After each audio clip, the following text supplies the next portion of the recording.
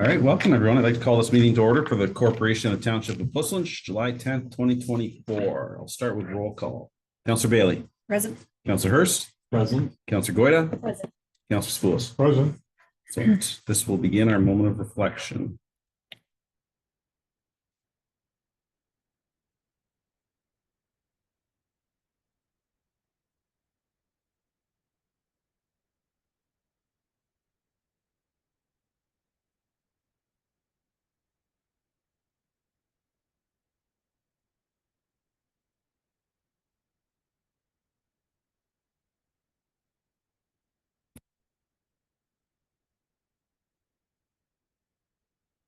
That concludes our moment of reflection. Ms. Whitefox, you have a resolution for confirmation of the agenda, please. The council approves the July 10th, 2024 agenda as circulated, and that council approves the additions to the agenda as follows. Consent item 6.1.7, questions received from council seeking additional information and the corresponding responses provided by staff. And that council approved the addition of a closed item 14.9, confidential report regarding litigation or potential litigation, including matters before administrative tribunals affecting the municipality or local board, and that's in relation to an ARA matter. You can I get a mover for that, please. Councillor Hurst, Councillor Spoulos, any questions or comments? All in favor? That's carried. Is there any disclosure of pecuniary interest today? Well, I have one. It's item 14.1, and the general nature of the pecuniary interest is that I was a former employee of the township. All right. General fine. Me as well. Might as well. All right. I'm going to now present our Senior of the Year award. I'm going to recognize Barb Haggie as our Senior of the Year award.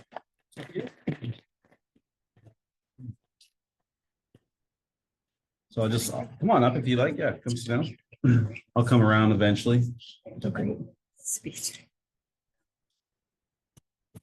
Yeah, put you in the hot seat.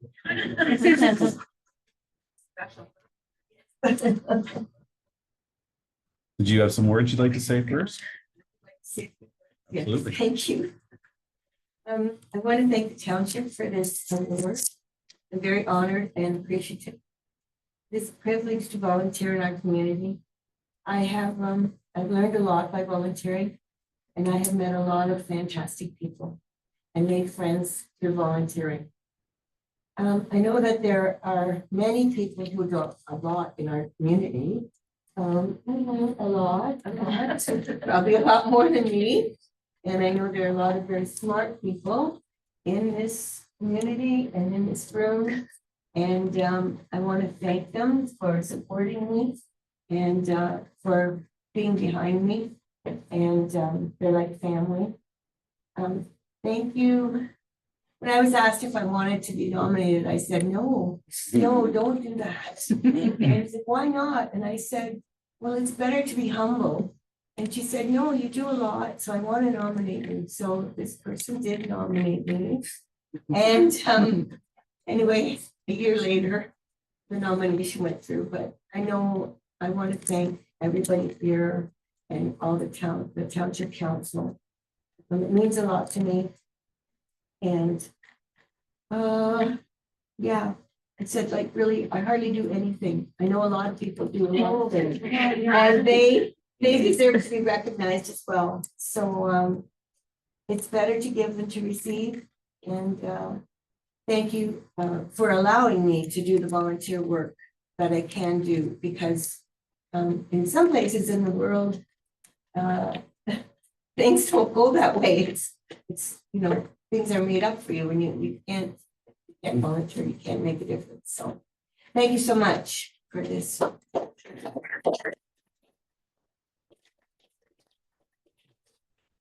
Thank you, Barb, and it's my pleasure to present this award to you from this council. You're joining a club of people that probably feel similar as you do, that when they're nominated, they may not want that recognition because they're not out for the recognition, but it is nice that somebody else can nominate you so that we can recognize you, because we know you would never do that yourself. It's always a pleasure to get that phone call from you, whether it's the chicken dinner. You want some chicken? I don't know anybody that could say no to that voice. Wouldn't be able to sleep that night, but even through the COVID, the drive-through chicken dinner, I mean, how many hours did people stand out there just to ensure they could still do that? So very appreciative of everything you do. Don't discount yourself. I think you're an inspiration to the new generation. I don't want to throw the new generation under the bus, but I don't think volunteerism is as strong as it once was. And I think that volunteerism has built our community and is representative here of the people attending today. So I'll come around, but thank you for everything you do. We're very appreciative of it. And the township couldn't be the township without our volunteers. That's for sure. So. Opportunity to say a few words or. Yeah, thank you. I mean, like the mayor said, volunteerism is a huge part of a community. It's been a big part of this community in the past. When I'm looking at, where things have come from, I'm always wondering, how did this happen? And it's always from volunteers. Someone's donated something, someone's volunteered within the community. It is hard to get volunteers out these days. Like it's a struggle that I'm seeing. So I really appreciate all the hours and all the time and the sort of excitement you've put into the community. So thank you. Congratulations, Barb. I've always enjoyed our interactions in the past. So certainly well done and congratulations. And it's a good indication of all your peer group and relevance. The support. So, thanks. That's good. Thank you. I echo all the words I already said, but you said I want to be humble. Your words were very humble and actually quite inspiring better to give them to receive. I hope that the next generation sees that because it is important to have those volunteers and you really set a great example with that. So thank you. Yep, Barb, congratulations. It's a pleasure dealing with you on some pleasant things and some unpleasant things. But we've persevered. It's always great to work with you. I hope I'm as energized as you are when I get retired. You're gonna retire? I'm here. No way. All right, excellent. Sorry, Fred, I saw you raise your hand there. Did you want to say something? Yeah, I just thank Barb. She does a lot, Oh, it's a but I have.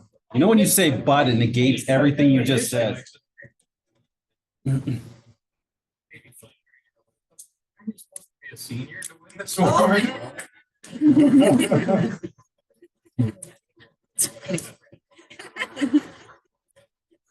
Do you need to ride home or something?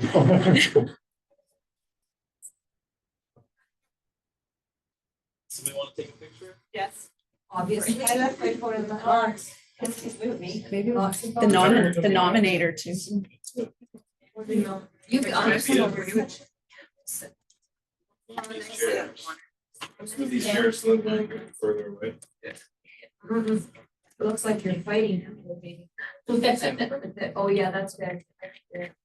Now, Jamie is a great volunteer because when he was young. He coached me in baseball. But it's like,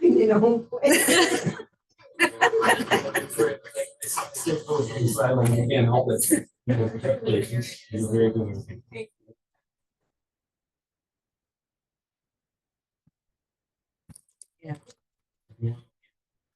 Yep. Yes. you have to be. You should be in this. Yes. Where do you want to- We'll take one of them first, Yeah. and then I'll use your phone and take one of you. Thank you. You get in there and I'll use your. Okay, Allison is gonna come. Allison is coming. Oh, she is? Oh, good, yes. Yeah. Baker. I do the best you can make. There's breeze up here, it's actually. That's it. Well, yeah, you know that. Yes, because it is. There. Okay, but I do. I know.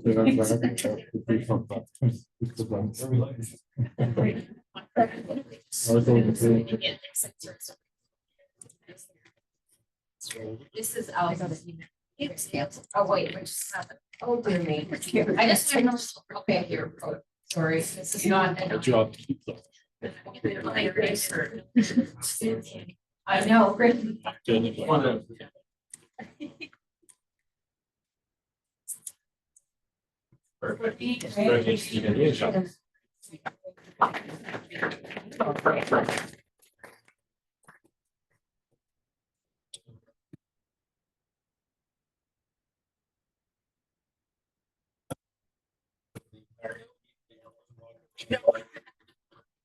Everybody's out. Please. I think Brenda sat in this room enough for her to fall. Thank you, everyone. Nice to see you. Yeah, thank you. Thanks for the nomination, Allison. It is a big one today. It's a good thing for a rain day, I guess. Just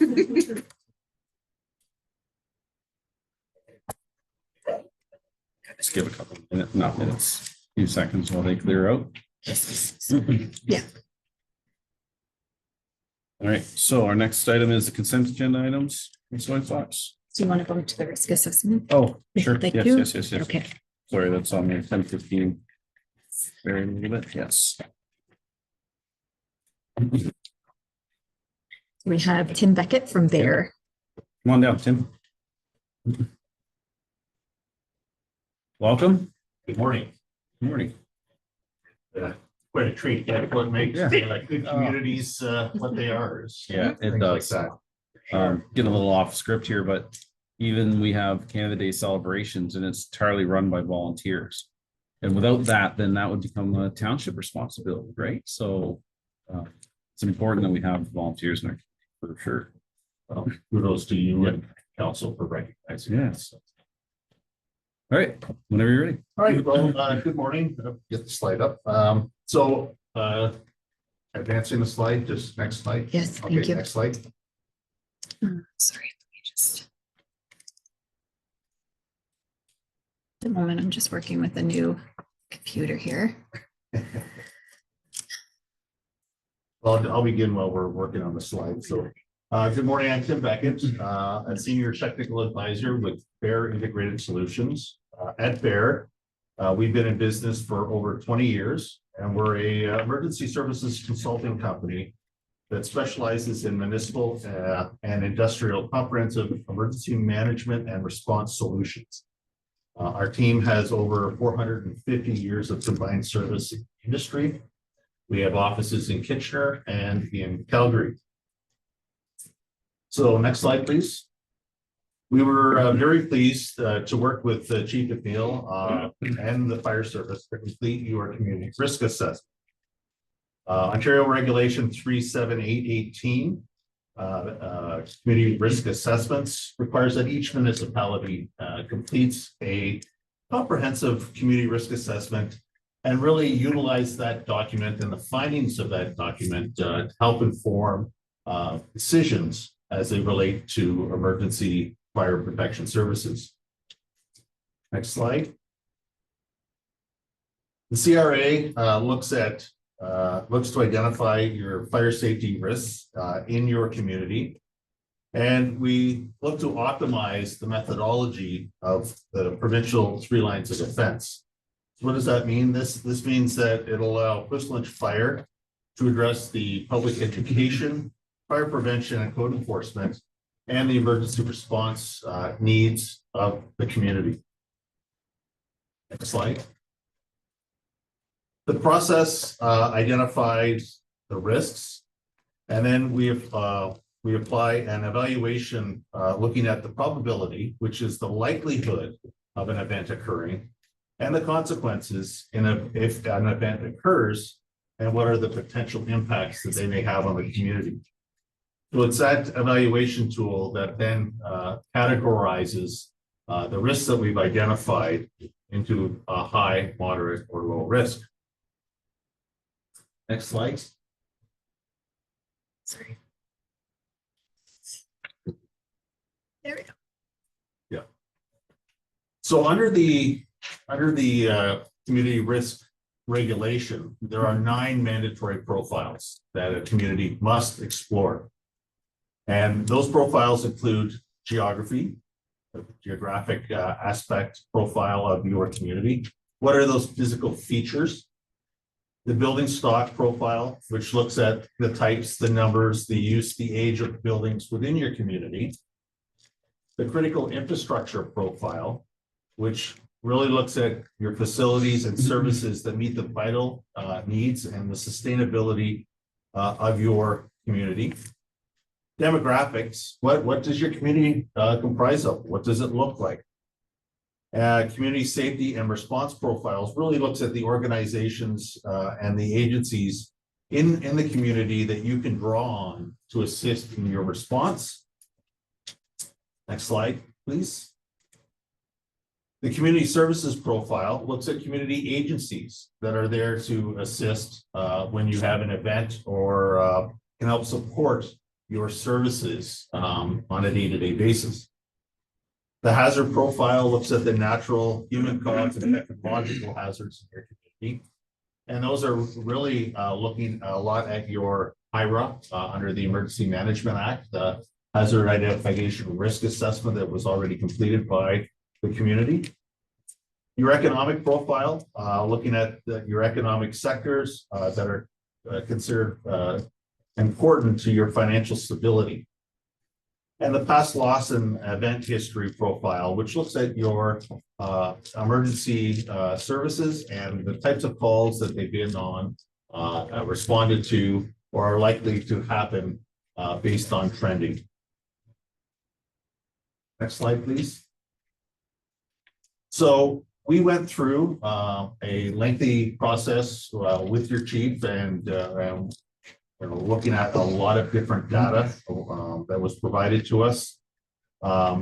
Getting to know your community, not near as well as you all do, but getting to know your community. I've had the opportunity to drive through Goose Lynch for about 10 years consistently along the 401, which we'll talk about in a moment. Get to your risks. We've identified 5 risks for your consideration.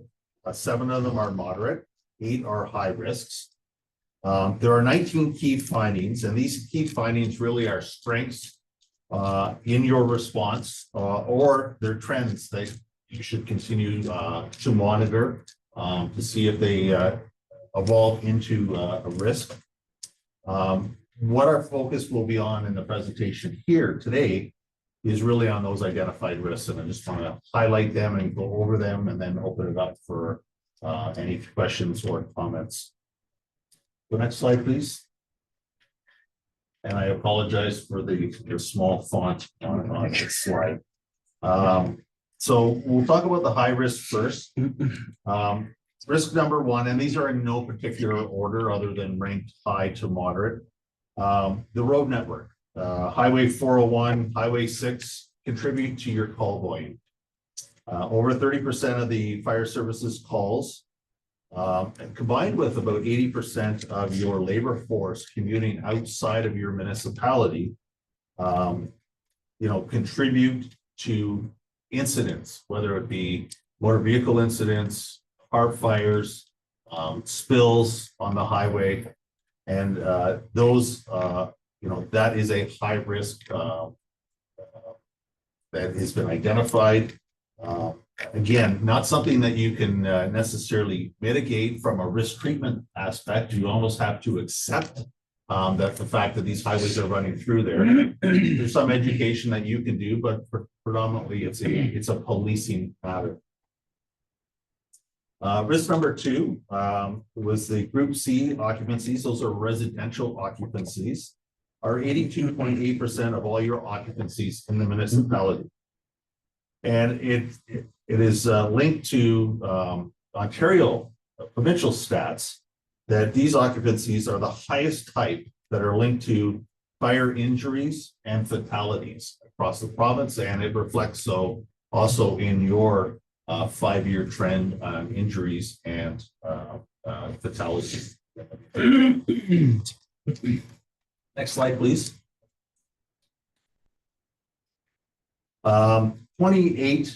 About approximately 28% of your residential buildings were built prior to the building code in 1975. So in 1975, the building code came into place, put a lot of different standards and safety features within those codes. And approximately 28% of those buildings were built prior to that. And so when we start to look at that, integrated smoke alarms, fire separation, even the building construction types can add to the risks. There's opportunity to look at mitigating those risks through education and in some cases code enforcement, making sure that smoke alarms are present in those buildings. Next risk, you have 106 industrial occupancies that we were able to relate to. There's potential for higher fuel loads within those industrial occupancies. And those occupancies only account for 3.5% of all your occupancies, but represent $2.7 million in your fire loss, which is about 1/3 of your total fire loss over a 5-year average. So low number of occupants, low number of industrial occupancies compared to all your occupancies, but a high number of high percentage of fire loss. So those things we can look at mitigating those risks through proactive inspection programs, education to those companies on code compliance, and ensuring that you have adequate fire water available for suppression activities, looking at evacuation procedures within the buildings, and ensuring that you have a rapid response and appropriate response to those types of calls. We talked a little bit about fire water. So the next risk is that you have no municipal water infrastructure, to supply water for firefighting operations. That said, talking with the chief and looking at a number of pieces, reservoirs and cisterns, water tanks, and water shuttles are available. However, if those become inoperable in any case, it just will it could exceed the ability to put the fire out in a timely fashion. The aspect of no municipal water supply, I know, is not a issue that you can deal with today, but we can look at, municipality can look at how they mitigate some of that through new buildings, putting in these water reservoir tanks. The fire department looking at, their tanker operations and definitely training on those types of things. So there's different ways of mitigating some of that. Next slide, please. The percentage of the population age 65 and older have been identified as a high-risk group in the province, and that's based on the residential fire death rate. We talked about residential fire death rate earlier. Well, when you start to break it down into age, the 65 and older are the highest risk age group within that within those categories. Almost 23% of your population, almost 1/4 of your population, is over the age of 65. With this age living longer and living more independent longer, the other concern starts to become is when we look at your pre-senior age 55 to 64. And that will, as people continue to live longer, live more independently, eventually that pre-senior will become senior, and your senior population is likely to expand greater. So with them living independently longer, mitigation, your education and your prevention activities should largely focus on these age groups. Inspections within any care facilities, which we'll talk about shortly, and definitely education programs that are geared towards senior groups is something that could be used to mitigate some of this risk. The next risk that we've identified is your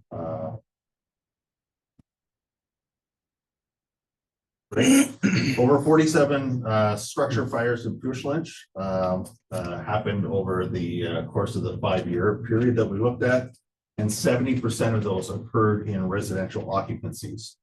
And again, we talked about your residential occupancies again, kind of all combined. Fire deaths with the age 65 living in there. The fact that you've got residential buildings that are built pre-building code, and the fact that 70% of your residential or 70% of your occupancies are residential fires. This creates a higher risk as it relates to injury, death, and fire loss. So again, looking to mitigate those based on the 3 lines of defense, public education, ensuring people have working smoke alarms, the code enforcement with the smoke alarm piece, and then obviously with your fire response, making sure that you can respond effectively and efficiently, and to put that mitigate the fire as quickly as possible. And next slide, the last of the high risks that we've identified, again, is your industrial occupancy. Again, it only represents 3.49%. However, almost 155 of this, almost, I was wrong, I apologize. Again, it represents a 30-year fire loss. The industrial occupancies, my apologies. The industrial occupancies represent only 3.5% of all your occupancies. But it represents a third of your fire loss. This is 3 times higher than your provincial average. So it's a flag within our area. We talked about mitigation in industrial occupancies earlier. Getting in and doing code enforcement in those areas should be a priority. Your pre-planning aspects, so that when fires break out, have an opportunity to get in and understand, the firefighters will understand what they're dealing with when they respond, and be able to mitigate things perhaps quicker. So we'll now deal with the moderate. And when we looked at moderate, we identified, your rail lines. You have several rail lines that run through your municipality. 3 that we were able to identify: the Guelph Junction Railway, CN, and CP Rail operate various lines. They run a lot of different types of product through here, and some of the containers that are transported could include dangerous goods. Now, small probability of a dangerous goods spill via rail. However, high consequences should something happen. Within a built-up community, or within your agricultural farmland and the waterways. So if it gets into there, the consequences could be very, very high. Again, not something that you can truly mitigate, other than you accept that risk and be able to put together provisions for response. Definitely lots of lobbying that can occur at the, or advocacy that could occur at the provincial level or federal level with transportation. But really, from a fire service perspective, it's really looking to accept that. And water rescue, you have Push Lynch Lake. And I think somebody's skiing at Push Lynch Lake today. Well, maybe not today, but doing a camp there. So you got lots of activity that occurs at Push Lynch Lake, especially during the summer months, and obviously some ice fishing in the winter months. You got the Mountsburg Reservoir and Mill Creek. And I understand that the reservoir, Mountsburg Reservoir, is a lot in the Hamilton area, but there's a section of it that is in Push Lynch, and you could be called in to assist there. So this increase, you've only seen 2 water or ice rescues in the past 5 years. However, the risk is still there, based on the geography aspect of it. And again, something that really you accept from a fire perspective. But there are opportunities to do some public education around water safety. Next slide. The municipality has a large area of agricultural and green space, which makes Bush Lynch what it as unique as it is. I'll say the negative side or the concern side behind that is that you have a lot of grass fields, wooded areas, farmland, and you have a higher risk with the drought for grass and brush fires. Again, a moderate risk can look to mitigate that through enforcement activities and limiting open air burning, enforcing those that are not in compliance to that, and then a lot of education. But again, with a moderate risk, your fire service should also be geared up to ensure that it has the ability to deal with these. A lot of issues around access points to these. They make it difficult to access because of the large size of some of these areas. And, so just different techniques and pre-planning in terms of access is something that you could use as part of your risk treatment. The township currently has one registered vulnerable occupancy.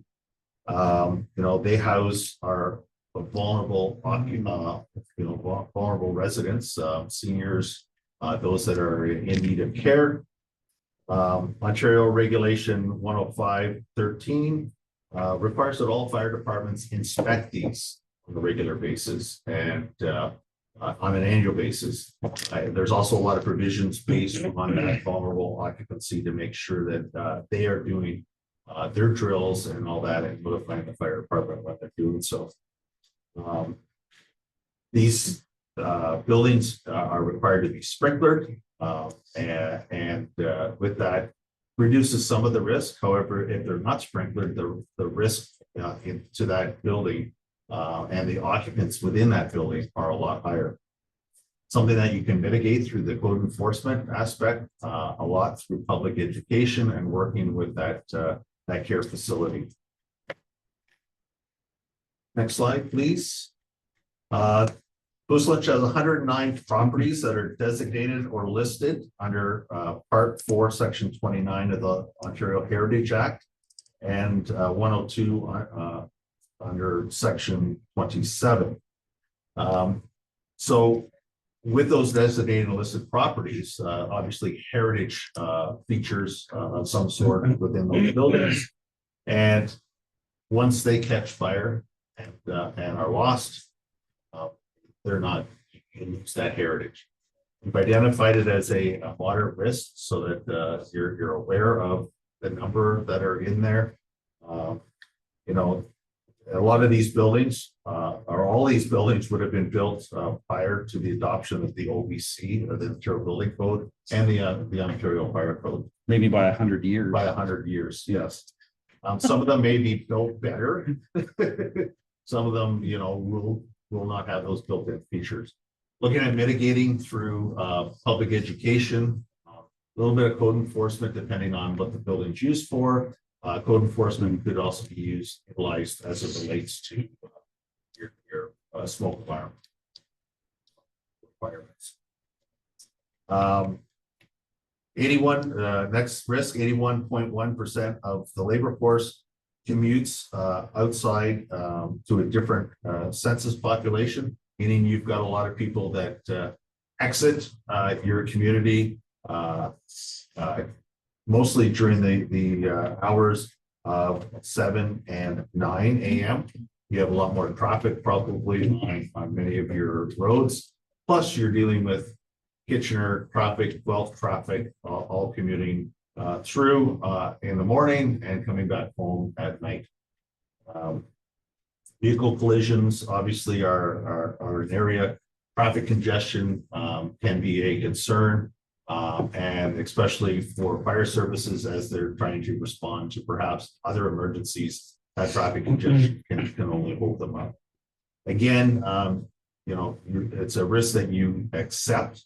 How much you can do about traffic congestion, with the number of people that are traveling outside. Assembly occupancies account for 1.75% of all your occupancies, but are 10.64% of structure fires and 26% of your total fire loss.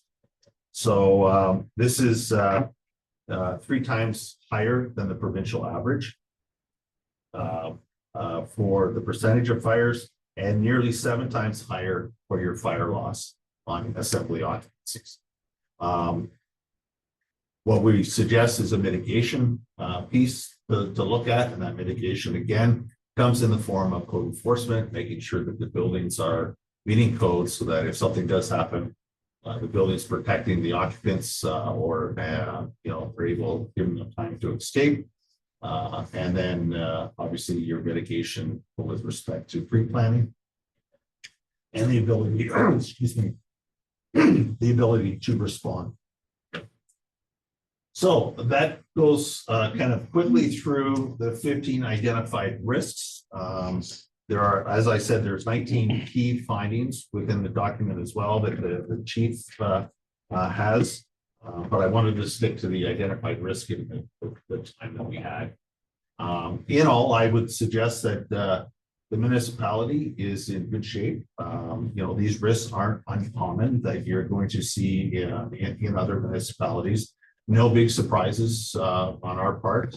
And, I guess the next step, for this is to utilize the information that we provided here to inform future decisions, current decisions, future decisions, as it relates to fire protection services within your municipality.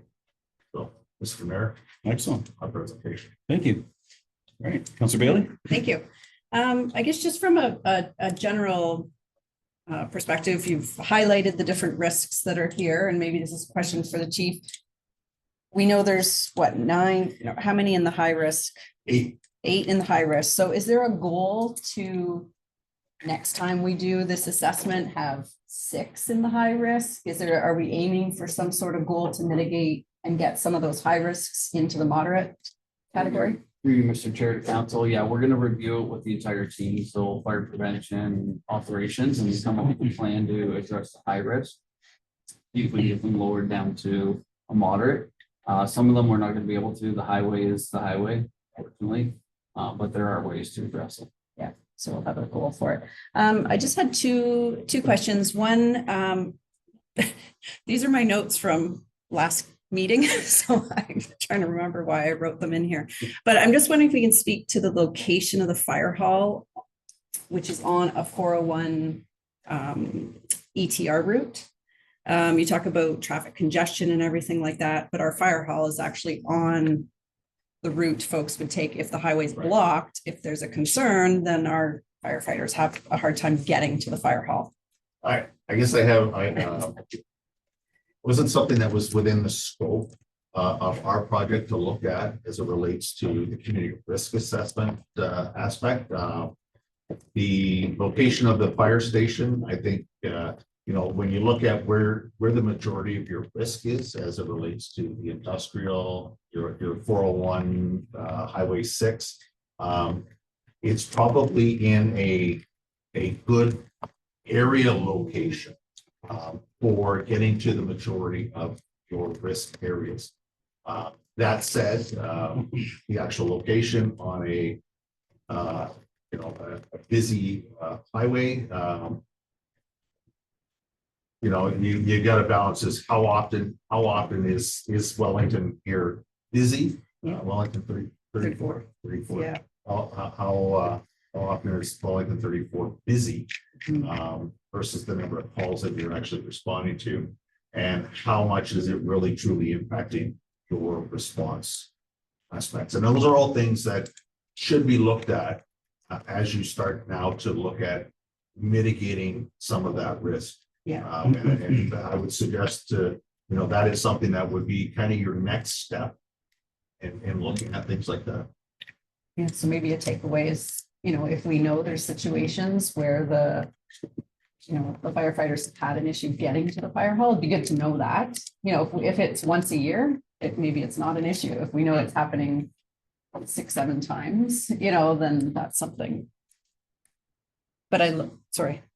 So on that, when Glenn was here, we had either it was a delegation or we went to Queens Park, I can't remember which one, and we were discussing changing the EDR. Yes. But it was contingent on the roundabout being constructed at concession 7, which is underway. My understanding, maybe Jamie can clarify, but my understanding is once that's complete, the intention is to re-sign the EDR down concession 7. However, behavior is behavior. Yeah. If concession 7's full, then come to 34. So Yeah. that, I don't know if that was part of the mitigation, but that could show up in the next round as something we're doing. But you bring up a really good point about the location to the industrial zone, like having the fire hall, close to the industrial zone is something I hadn't thought of where a lot of the. Yeah, and, again, out of scope of what we provided here, but something that would be explored, say, in a master fire plan, when you start to look and take into account your volunteer coming in, the response time, so that it was not within the scope of this project, but definitely something that, is manageable to. And something I just took away regarding the heritage buildings. I don't know what sort of plan happens. I don't know if fire goes to all the different 109 structures and says, can we make sure you have proper, smoke alarms, fire alarms, things like that. But maybe that's something Heritage Committee could take on as an action item, just incentives for folks that have heritage buildings. If they're coming in for an info session, offering them free smoke alarms, or anyway, something where we can make sure our heritage buildings just have a little extra protection, because it would be, unfortunate to have fires in some of those structures. Can I maybe just let the chief? Looks like he has something to So, say. through you, Mr. Chair, members of council, so we do the smoke alarms program, so our firefighters do go out, visit residents, they check on their smoke alarms, make sure they have them. If they don't, we'll provide them to them through the grant for Edinburgh, so we get all the alarm. And can I add to that? Since we have all these heritage properties address, can we not just use that as a checklist on our next round of smoke alarms? Just go check every one. I know it's 109, but that would, right? Because usually when I was there, I think we did it in segments, we go target said subdivision, or well, that you can use as a checklist over the next prescribed amount of time and eventually get them all done. Yeah. And if I may, some of them are residential, some of them are residential, some of them are other types of occupancies. They have a number of churches and that identified there, which require different aspects of code enforcement, but so not everything is just a residential with a smoke alarm. Right. Okay, that's good. One last note I have on here, regarding mutual aid agreements. I didn't hear you mention that in there, but somehow I've written down a note. Do these need updating, reassessment? Do they get outdated? How often do we sort of relook at our mutual aid agreements? So through you, Mr. Chair, the mutual aid agreement is looked at every year through the county. So that's all the municipalities. We agree that we'll help each other if need be. I think where you're looking is more the automatic aid and the fire service agreements that we have with, say, Cambridge. Yeah. So that stuff gets looked at. We have plans September to look at all of those with the municipalities to review and update it. Okay, great. Thanks. That's the questions I have. Thanks for your. Mr. Hurst? Yeah, thanks. I'm just gonna piggyback on that, because I think I was thinking along the line of the Cambridge agreements, specifically in the west portion of the township, and how this may foster a good conversation around here's a risk profile. If you're part of this, you should engage. So I'll leave that with internal discussion. Couple quick ones. Actually, this is a really good report. Like I learned a lot just reading through it. It was a bit of a slog. I'm not gonna tell you the lie. Yeah.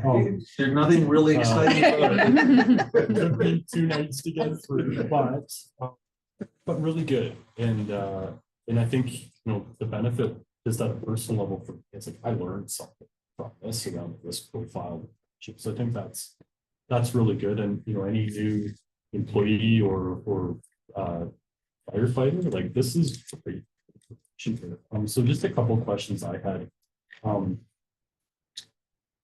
Maybe this is a hard one to answer because we have this thing called the 401 going to the municipality. That is going to change. It's a lot that you can't control. It's something you can't. But if we exit that from the conversation, you know, other municipalities that you work with that are kind of, I'll say rural based, but kind of have some encroachment from larger urban areas.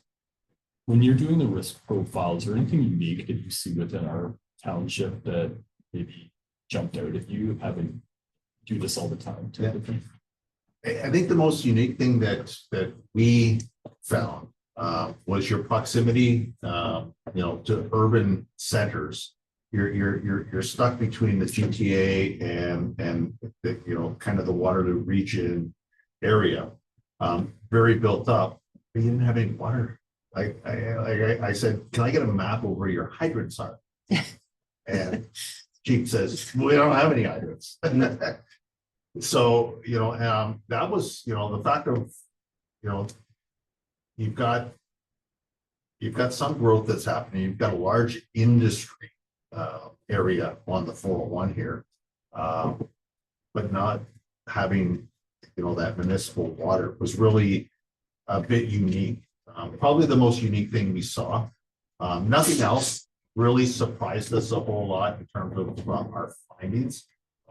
You know, it wasn't something that said, wow, look at that, you know, other than perhaps the lack of water, municipal water supply. That's a big one. Yeah, I think the other one is, you know, and our municipality is going through this at this point, but I was quite intrigued with the mitigation piece that gets implemented over a 5-year period, basically.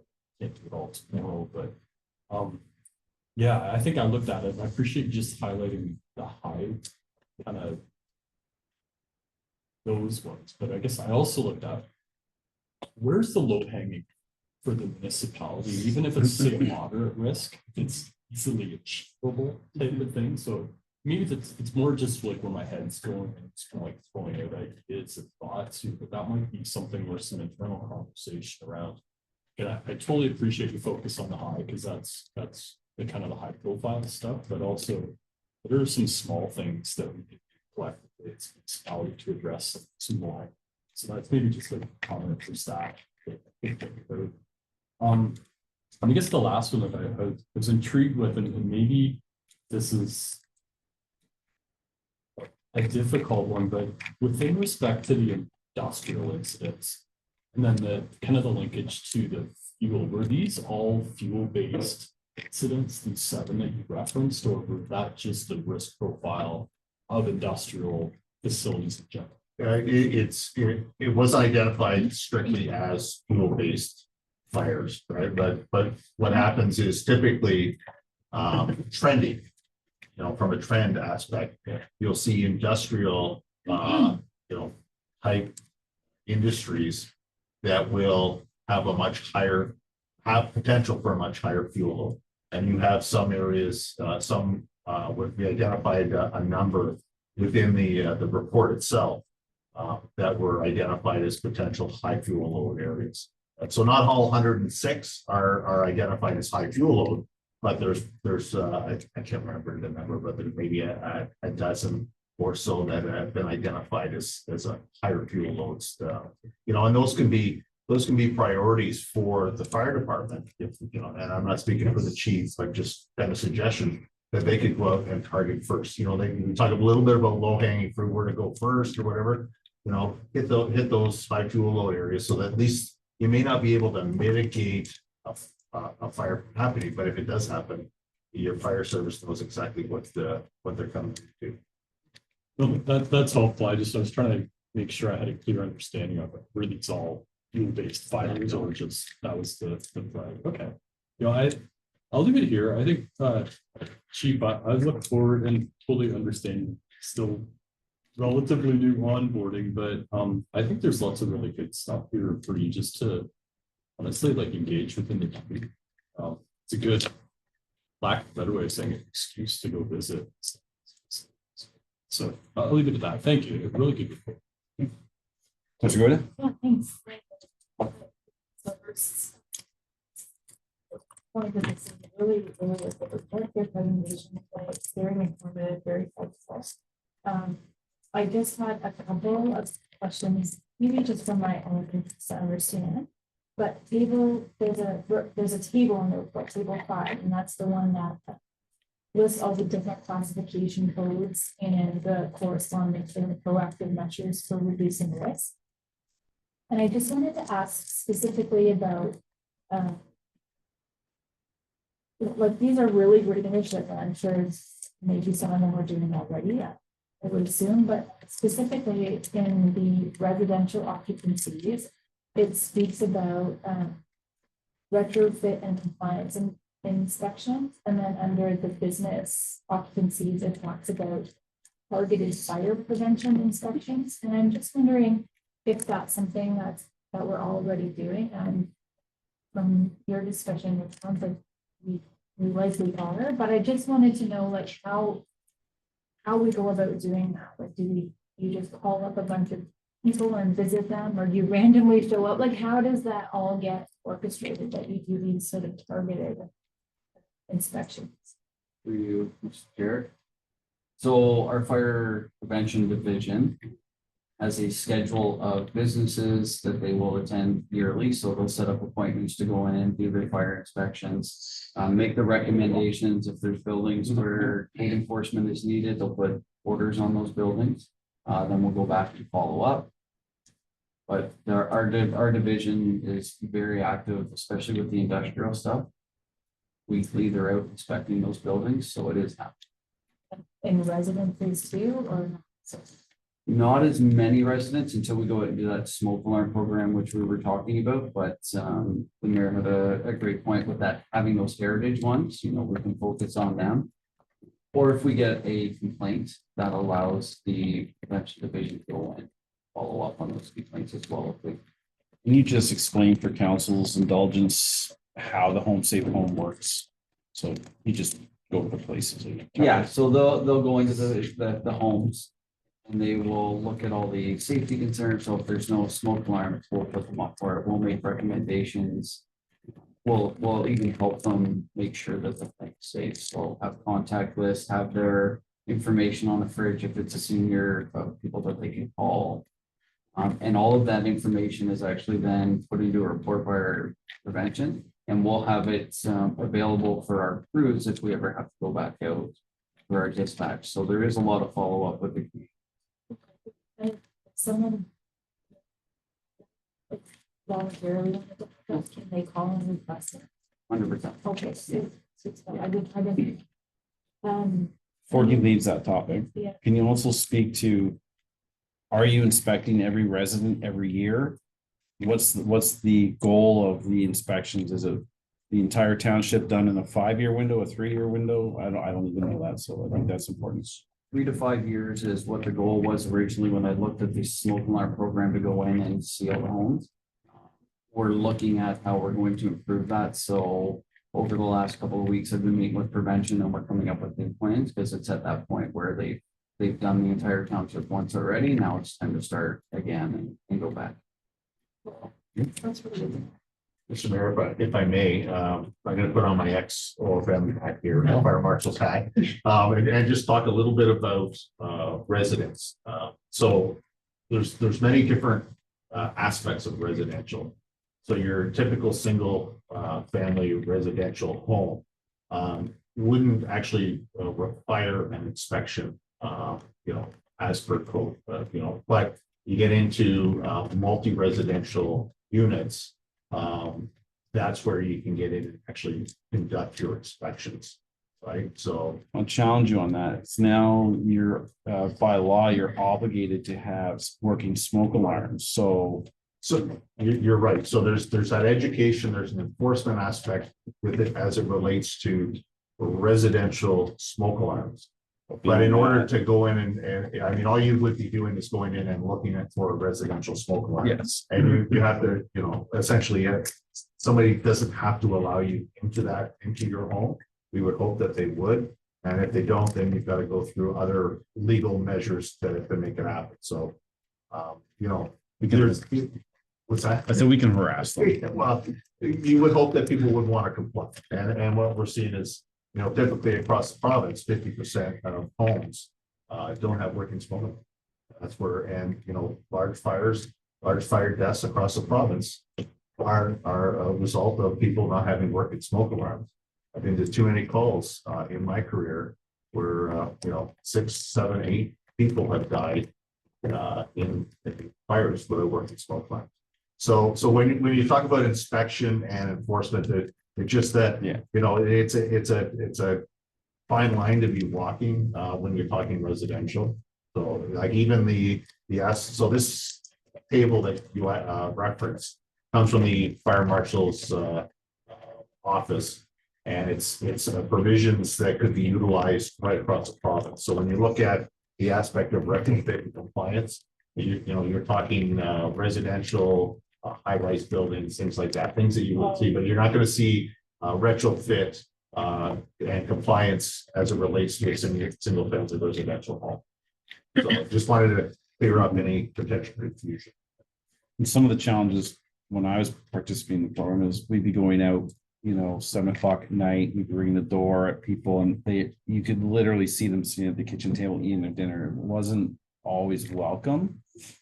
Now the program's changed, so this is going back to you, but our priority was, can you just test your smoke alarm so we can hear it? And back then, I think they only needed them on the floor with the bedrooms, or something's changed. Like you don't need them every floor now. So that it was a little quicker, but you try to encourage them, just press the button so I can hear it work. Do we have your updated contact info, and they want you out of there. Some people be more welcoming and bring you in, but it was a challenging program because of the time of day. But anyways, I just wanted to add that because it was focused on those smoke alarms, and then the legislation changed now that they're mandatory. I think back then they weren't mandatory anyways. So I think that people could refuse you, but generally we would say, well, when's a good time that we can come back, and then the staff follow up. But some people would probably be really like, I would like to have that done. I didn't know I could call it. So Yeah, and we've got staff that will go out to during the day. So we do have people that are around that can go out and do it. One of the other things we're doing too, after an incident, we're just in a small fire or large fire, we'll go out and target that entire area around where that fire was to follow up. And that seems to have gained some traction where people are like, oh, this is great. Now we have the information, we kind of know what happened, sure, come in and check the home. So it's working out really well as well. Thank you for that. Second question is, there was an interesting point in the report about additional risk with large horizontal distances, like buildings that are Large buildings. And then it mentions that there's 2 buildings in the township with footprints of over 200,000 square feet. And I'm just wondering, would or could the fire department ever do targeted training and specific, actual, pretend emergency response in those buildings, so that if there was ever an incident in one of those really large footprint buildings, they're familiar with it and know what to do. And maybe that's part of our emergency exercise, something that we could do as part of our emergency exercise every year. I don't know, but I just wanted to. Provided those industries would allow us to come in and do the training, that's where it gets a bit tricky. Some of them are production, some of them industrial, they don't want to be interrupted, but there are some, like the aggregate place, we've done some training after we had that green fire. Gone in and done the training with them based on the year. All them training scenarios. Pretend. My terminology. Yes, and Pretend then- firefighting. Pretend.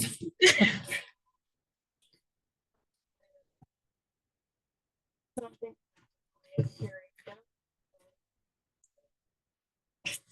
A silly question, but you talk about this sort of unique risk in the township that we don't even municipal water.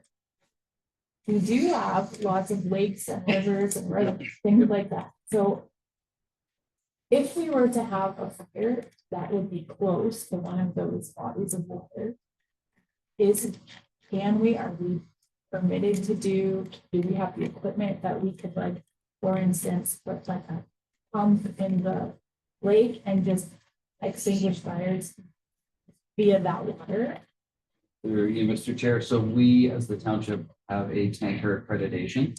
So it's a test that we've done through fire underwriters that say we can pump so much water. So we can do 1,600 liters a minute without any fire hydrants with water tankers. So yes, we are okay, and we're very good at it. Yes, thanks for the, this is something really great to read.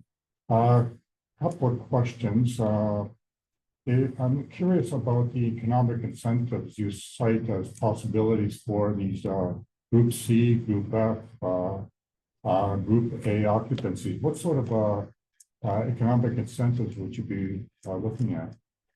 So we know that the laws in Ontario or the regulations prevent from, tax breaks and things like that, which you would typically see, say, in the American states. So when we start to look at and explore the model from an economic standpoint, we tend to see it more with respect to the negative aspect of economics. There's, when we start to look at charges, for non-compliance, things like that. There's an economic incentive for being compliant versus non-compliant. We also look at the whole aspect of the ability to reduce insurance costs. There's an economic incentive of reducing your insurance premiums if you say you have all your working smoke alarms, your sprinkler, you may have water, treated water cisterns for fire department that could essentially reduce your insurance premiums. So there's not the economic incentive of saying, hey, you can get a tax break or something like that if you make compliance, but there's definitely insurance aspects and obviously prevent the negative economic impact of charges and fines associated to non-enforcement. There's nothing the township can do than what you're saying. It's more of the owner takes advantage of whatever insurances they have and that sort of thing. Well, you can educate people on that. Yeah, absolutely. Yeah. Last question for the fire chief. We've got a good report here and you cited you're going to go forward and work on it. Is it fair to assume we could expect something on an annual basis coming forward and saying, look, here's where we stand today compared to last year type of thing on the risks that were identified? They move from high to low in this particular case, or oops, we got a problem here, we're going to address it, it's gone from moderate to high type of thing. Mr. Chair, yeah, so what we'll do is take part of this report and we'll put it into our work plan that we have every year. And we'll have some of those in there. Our annual reporting at the end of the year will also update a lot of this stuff to show us, okay, we've had X amount of calls in the industrial area and through prevention and education, those calls have now dropped, so. Okay, that's great, that's all I have. Mr. Chair, I just have one additional comment as well. Staff are looking at adding a section to our reporting on how a particular report does or doesn't connect to some of our strategic plans that we have. So that's something that we're considering in general, because there may be something through planning that may connect and mitigate risk associated with community risk assessment. So adding that, I think, will also help link back. I'm wondering if we can modify the risk, because the way I'm looking at it is if it's just a generic term and then say use the highways, for example.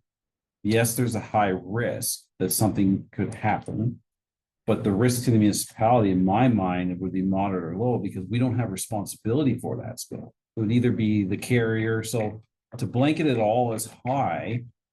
Like, I would like to see that, you know, I'll just keep picking on the highways, that yes, there's a high risk of an incident, but the risk to the township could be low because we've identified CPs, emergency response team, we've got this contact, that contact, they're responsible, so then our true risk is low because we're not responsible for it. But for you, Mr. Mayor, the aspect of looking at the high is probability and the consequence aspect, right? And that's how we come up with the high and moderate, low aspect. So, you know, the risk is high, and it's high because if something happens there, you know, there could be the consequences that occur to the municipality. The probability of a train derailment with hazardous chemicals, the probability is low, but the consequences could be very high. The fire service would still respond to that incident, right, as a high risk. So they need to be able to work to deal with that aspect of the risk. But if you were saying low, and you know, using that as an example, if it was to be identified as low, you know, you sit there and say, well, it's really not a risk to the community. You know, the fire service could sit there and say it's a low risk, not something we're going to concern ourselves with, things like that. That's my concern with redefining that risk piece. So maybe that wasn't appropriate to ask, but what I'm trying to get at is I just don't want a report to read that we have all these high risks that are going to have massive monetary impacts if that incident were to happen, or massive responsibilities. I am 100% supportive of making sure that they're identified, but the action on the municipality is just ensuring that our response is accurate, up to date, the training, It's not that we're going to have a train derailment and be on the hook for a $30 million spill cleanup. And we need to start building a budget to, you know, mitigate that risk. So that's why I just thought risk was, because a lot of time we hear about it as, you know, it's about an insurance claim, it's about something along those lines, or, you know, wouldn't use a park as an analogy, but I would say maybe a road wasn't built safe or something. There's some risk there. I don't know. So that was just my thoughts. And fair point. The water component, I am very confident that we have enough water. I think as the fire chief stated it near the end there, we have this tanker shuttle accreditation, which we have to meet. I'm aging myself again, but there was 2 criteria. There was a residential and a commercial. I'm not sure if we have both certifications or not, but either one of them was a lot of water. And generally, if you can't put it out with that amount of water, it's not going to go out easy anyways. And a hydrant wouldn't make a difference. But I think having a true a fulsome understanding of that accreditation for council as well is that we're not needing to build a municipal water system. What we have in place works, and we don't always utilize a static water source. If we've had fires in proximity to Cambridge where we've gone and hooked tankers to the municipal water source, then shuttle the water to the fire, because risk of putting into a pond, if you suction up dirt, it gets into your equipment, it gets into your nozzles. So sometimes it's more advantageous to not use that pond, to go to the hydrant to our municipal neighbor. But I am comfortable with our dry hydrants. So if anybody asks for a map, you can show them dry hydrants. Our dry hydrants, as you alluded to, believe new construction have to put their own tanks in, depending on size, it's building code. So our water is, as far as I'm concerned, it's great to identify it. I don't think it's we got to go out and build a municipal water system. Yeah, and that was not something that we identified as a recommendation there. We identified it as It's just different. It's a potential risk, you know, and you know, if all your tank, you know, you have concurrent calls happening at the same time, you limit your ability to have all your water supply that you're bringing in extra tankers from mutual aid and all that. But there's a risk there that needs to be identified is all we were doing. We weren't suggesting that any build of, water system within the municipality. The average that states were higher than the provincial average for fire loss, and I think there was two components there. It was is it similar to our insurance program where we have the Transex fire sticks out in my mind? So that was, I believe, in the last 5 years. So, but before that, I don't have one of, in my memory, that was a major loss. So we have one fire now in this five-year window. Our stats are, as we move along, as long as that one incident drops off, will we become more in line with the rest of the province kind of thing, or? Like if you had a significant fire that big and it was before my time, but the fires that we've had since I've started were around the dollar loss value that would be average. I just, And we didn't get into the detail on each individual call that was looked at. We looked at the information, the data that was submitted into the OFM and through some of the reports, but. and I didn't intend that to be critical of you at all. I just, But a fair point made, one big call can skew your numbers. right, and we're just such a small municipality, right? It's tough to address everything in a perfect world. But, it is a risk, but we might have went 10 or 15 years without anything, and then we get one big one and we're like, yeah. So I think we're in pretty good shape. It's just, I think that one happened twice. They had two fires anyways. The risk for the aging, one stat was around 17% were 65 and older, like John, and the rest of us getting closer to that.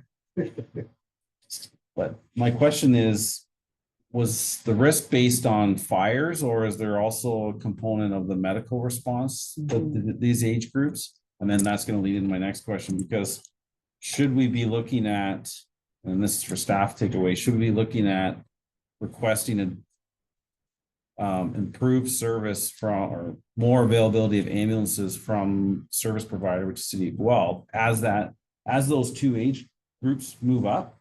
Because what I'm trying to avoid is being reactionary. All of a sudden you get a couple stats that, we had 40 calls for medical assists, and then it takes so long to get, budgets in place. Whereas if we can use your report to show that, hey, this age group moving up the ladder, we need to consider that. So our report did not look at the medical aspect of the response in terms of the risk. It looked at the fire aspect of the risk. The medical response is, you're going to respond to some medical assistance calls, but that's not a primary responsibility for fire, right? It's the primary responsibility is EMS. We looked at the fire aspects, the trending as it relates to fire. The aspect of concurrent call loading, calls back to back or at the same time, and the aspect of the volume that medical calls could put on a municipality is something that you can continue to look at. You as council get to set the level of service that you want your municipality to respond to. If you find that your medical calls are something you want to do more of, you can do so. If you say no, we want to downgrade it, you have that ability as council to set that level of service based on information obtained. Not telling you how to do your job. No, I get it. That's your ability. So we didn't see medicals as being flagged as a high risk within your community from a call volume perspective compared to a lot of other municipalities that we get into some of our urban sectors, and you're seeing anywhere from 45 to 65% medical response calls. It puts a big task on on their fire service, and we'll identify those as a risk, but medicals was not identified as a concern or a risk from a call volume perspective, even for a volunteer fire service. Okay, well, I'd like staff to at least consider if they can make that decision another time. And lastly, speaking about the ETR, I think to mitigate the risk, even though we're gonna attempt to get it signed as a different road, we should be engaging the county if they do a repaving job or upgrades to 34, that we ask them to pave shoulders on each side, because then if it's bumper to bumper, it would be easier for the fire trucks to get to at least the Hanlon or whichever way they're going. So again, just trying to get ahead of the things. Staff, I think that was takeaway, but yeah, I appreciate the report. And I mean, I wasn't trying to beat you up by any stretch of the imagination. There's a lot here. I just, the whole risk thing, that worries me. I don't want to have to all of a sudden start spending millions of dollars. So, but Yeah, and a lot of it goes down to the mitigation or the extent of risk too, right? So Yeah. in terms of the risk treatment, some stuff you just can't mitigate. Yeah. It's out of your purview that you. Yeah. Yep. No, I appreciate it. So any further questions from council? Do you have a resolution? Ms. Lightfoot? The council received the presentation by Tim Beckett from Bear Integrated Solutions regarding the Township of Plymouth Community Risk Assessment, and the council formally adopt the community risk assessment as presented. All right, can I get a move for that, please? Councilor Bailey, Councilor Hurst, all in favor? Carry. Excellent. Thank you very much. Thank All right, now we're back to correspondence, right? I think we're Or, that's what I meant. I think we're up to Send. one of the reports. We have one of our consultants on the line. Okay. It's one of finance reports. Energy concept. Energy, yes. 9.2.2. 2 points. All right. Get my pages in order. Sorry, bring them up. Are they up? Yep, Mary's gonna start, and then we Okay. have, I'm just gonna check if we have our consultant on the line. She is on the line.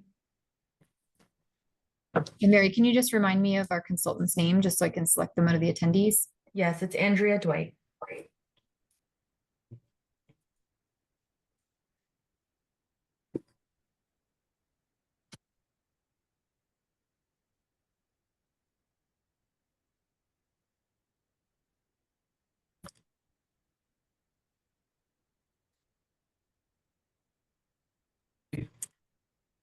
So I can just start off with just summarizing the report for council.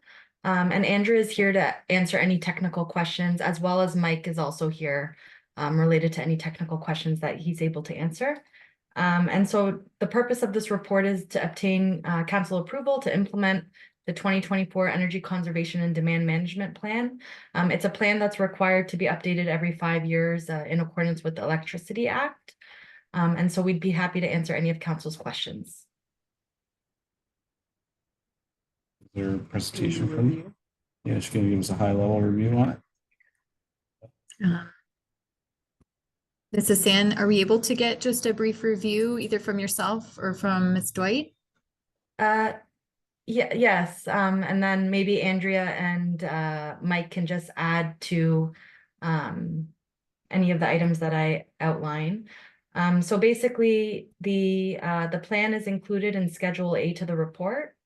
It includes various sections in the report.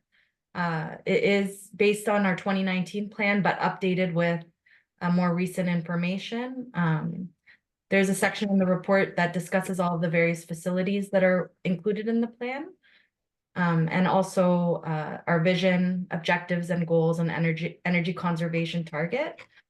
Some sections in the report that I think are applicable just to present quickly to council are some of our conservation successes that we've had in the last few years, just with some of the projects that Mike's team has implemented. And some of them include some lighting improvements at our various facilities, upgrading them to LED lights.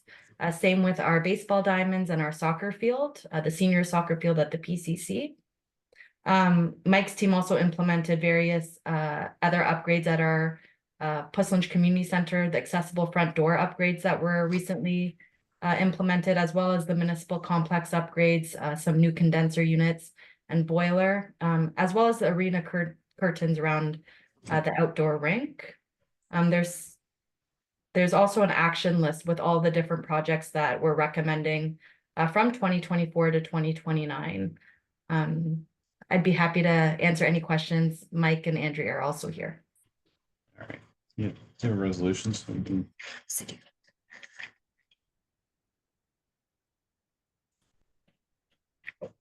That report FIN 2024 entitled 2024 Energy Conservation and Demand Management Plan be received, and that the township's 2024 Energy Conservation and Demand Management Plan attached to Schedule A to the report be approved, and the council approve the projects outlined in Schedule A to the report, subject to further annual review during the budget process. All right, you're gonna move that, Councilor Bowles, Councilor Goida. Sure. Any questions, Councilor Bailey? Sure. Thanks for the report. I did ask a question in the Q&A that did get responded, had the responses already, but I'm just curious. This is my first time seeing the plan. And when I first read it, I thought, oh, this is interesting. We've got a goal of 3%. And I wondered where that came from, sort of where the commitment level has come from, where the vision came from, and if you think we can be, reaching a little bit further in our targets. So I know one of our answers provided in the council questions and answers was that the 3% was based on the list of identified specified projects in the action plan.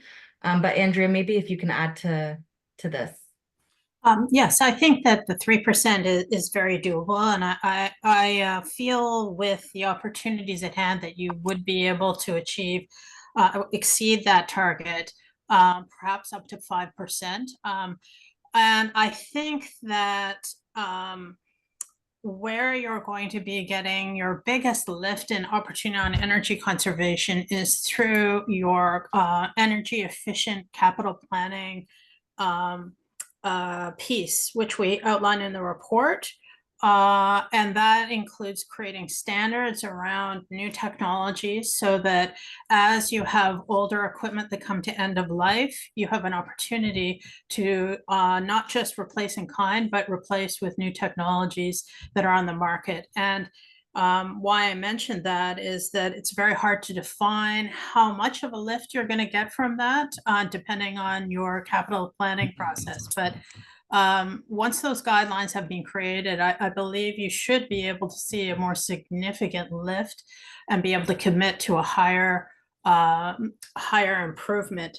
So you've made significant gains over the last 5 years, as Mary has indicated, and that's terrific. And going forward, I think you'll be able to see much more than 3%. But at this point, given the identified projects, we as a team decided that the 3% would reflect what is on the page at this point and committed to.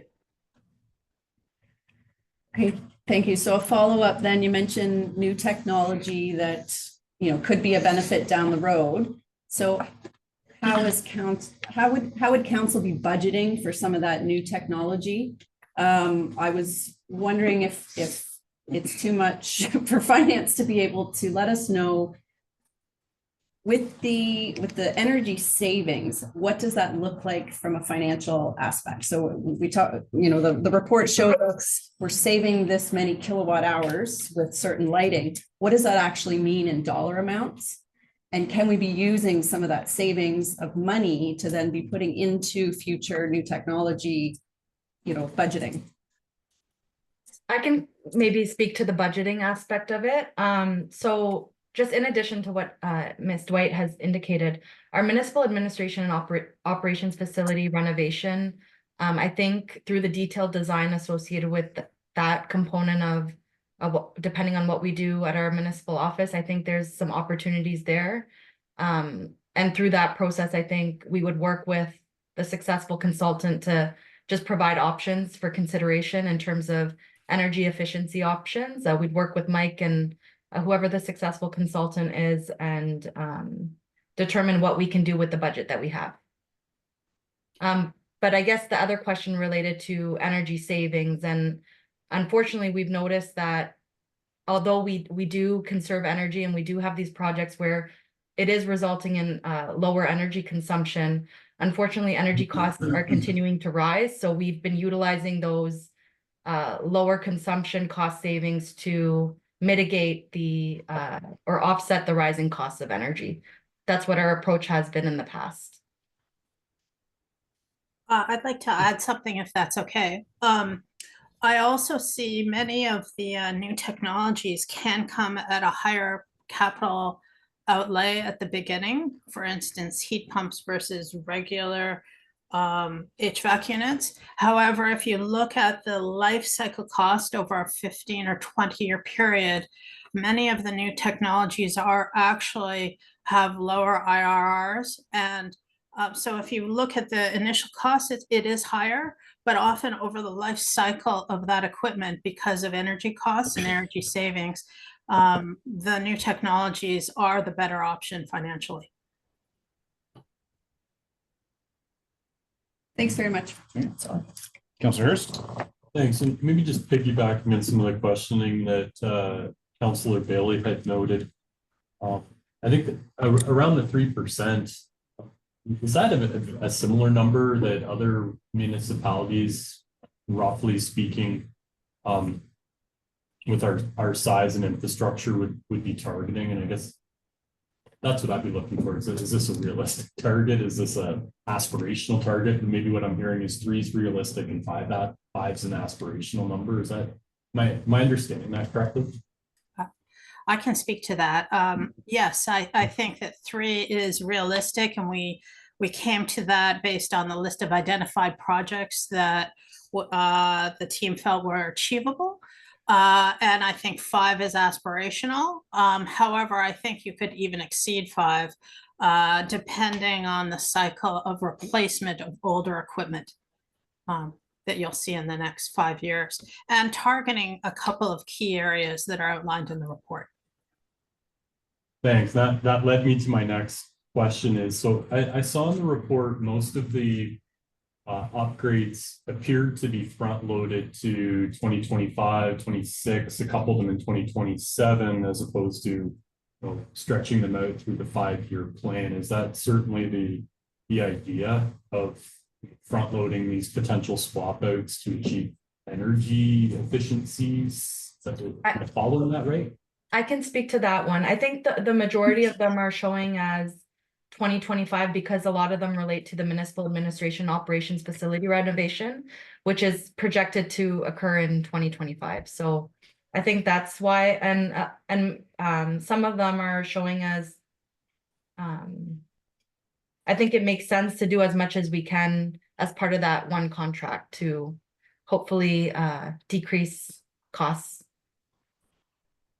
Okay, thanks. That adds some clarity to me, because it appeared that they're all front loaded, and I was curious what the strategy was there. Just in the essence of time, maybe my last comment is more just for staff, not so much a question, but I think this is a really good news story. If I'm looking back over like the 10 years and the energy efficiency, and the 2 numbers that come out of me are energy use, not so much the cost of energy, because that's something that the township ultimately can't control per se, but they can control how energy is utilized or how it's efficiently utilized. And so what I would love to see is some sort of external communication from the township, and I'll leave it to staff to kind of think about what that looks like. But I think this is really positive from my standpoint, that over a 10-year period, or specifically the last 5-year period, both energy consumption and greenhouse gas emissions have been reduced. The impact on the community is XYZ positive. There's so much stuff that you do with it, like with municipal government, that you're always playing defense on. I think this is a great thing to play offense on and show the positive work that's done. And people can see that through facility upgrades, such as at the PCC with the new lighting, and but there's some stuff that they don't see, right? And not many people are going to see a new a furnace system or an HVAC system, that type of stuff. So I'll leave my comments there, but I think this is quite positive. Thanks. Councilor Goyda. Yeah, thanks. I would piggyback on Councilor Hurst and Councilor Bailey. I have written the same thing. I think this is a really great story and worth sharing, specifically like the tremendous reductions in electricity since implementing the LED lights, the street lighting that has shown that's massive energy savings, and I think that that's something that we should be putting that word out there, like you say, that we are always playing defensive, so it's nice to celebrate that we've been proactive, and that's fantastic for sure. And then my second question, I think you kind of already touched on it, related to all of the recommendations for improvements in specifically in this building, the HVAC, the building envelope, all of those things. But I just want to make sure that we are going to be incorporating the budget for those items as part of whatever the ultimate plan is going to be for this building. And we're not looking at replacing windows based on the use it is now, that we're going to look at that sort of like all encompassing in terms of what the ultimate plan is for this building, both the administrative, fire, and roads. Yes, so through you, Mr. Chair, we will ensure to include sort of the recommendations out of this report when we're developing that RFP for architectural services and go forward on that project. Yes, got a couple of questions. First one relates to the programs. First program you mentioned is delivery energy efficient guidelines as part of capital design works, and it's ongoing. How is that going to happen? Is it something that's done as part of the actual design process? Somebody looks at the HVAC and says, well, we can do this and this here, we haven't done it. Or is it something that somebody develops a set of guidelines and that's given to the design consultant, says here, this is what we want you to incorporate? Andrea, if I can just speak to that first. I foresee it, Councillor Sapoulis, as being as part of the detailed design with the successful consultant that is successful in these various projects in terms of the detailed design of those HVAC systems or whatnot. Okay, I think it would be more beneficial if we have some sort of direction to these design consultants to put in this sort of thing rather than leave it onto their own. Like I made a basic comment, use Z-Ducts type of thing. Oh, okay, yeah, we'll do that as part of the design. Well, if you don't say that anywhere in a briefing document, energy design conservation, this is what we want to see, you're not going to get that happen. That's my concern. One comment just to add is that the intent, and it may take a little while and you may need to accelerate it based on this project, but the intent was to set up a guideline, as you had suggested, for various different types of technologies. So if we look at all the heating systems or the lighting systems and create a guideline that would allow you to consistently apply energy efficient standards across all your portfolio. And one item that I had mentioned to the team was that there are many municipalities who have done this already. So this is something that we could pull examples from other municipalities and take a look at them and adopt as you see fit for your municipality, the standards that you'd like to achieve. So this can be done without a lot of consultant support and be put in place over the next few years. Mr. Mayor, I think that's an important thing to do, is have a set of guidelines available rather than leave it to each consultant to, some are better, some are not as good in energy conservation. Okay, next question, it relates to the payback period. And all these energy conservation measures, you mentioned the 20-year payback period or a high IRR. Are these systems being designed conservation-wise with that payback period in mind, or are you basically saying this is a good thing to do to reduce the greenhouse gas, or a combination of both? I believe that the team will have to define that priority for the township, but I would say it's both. You need to look at the finances, they have to work. And on top of that, they have to reduce energy use and greenhouse gas emissions. So I think it would have to be a combination of both, but I'll leave that to Ms. Hazzad to finish preparing that focus. Couple other questions. Yeah.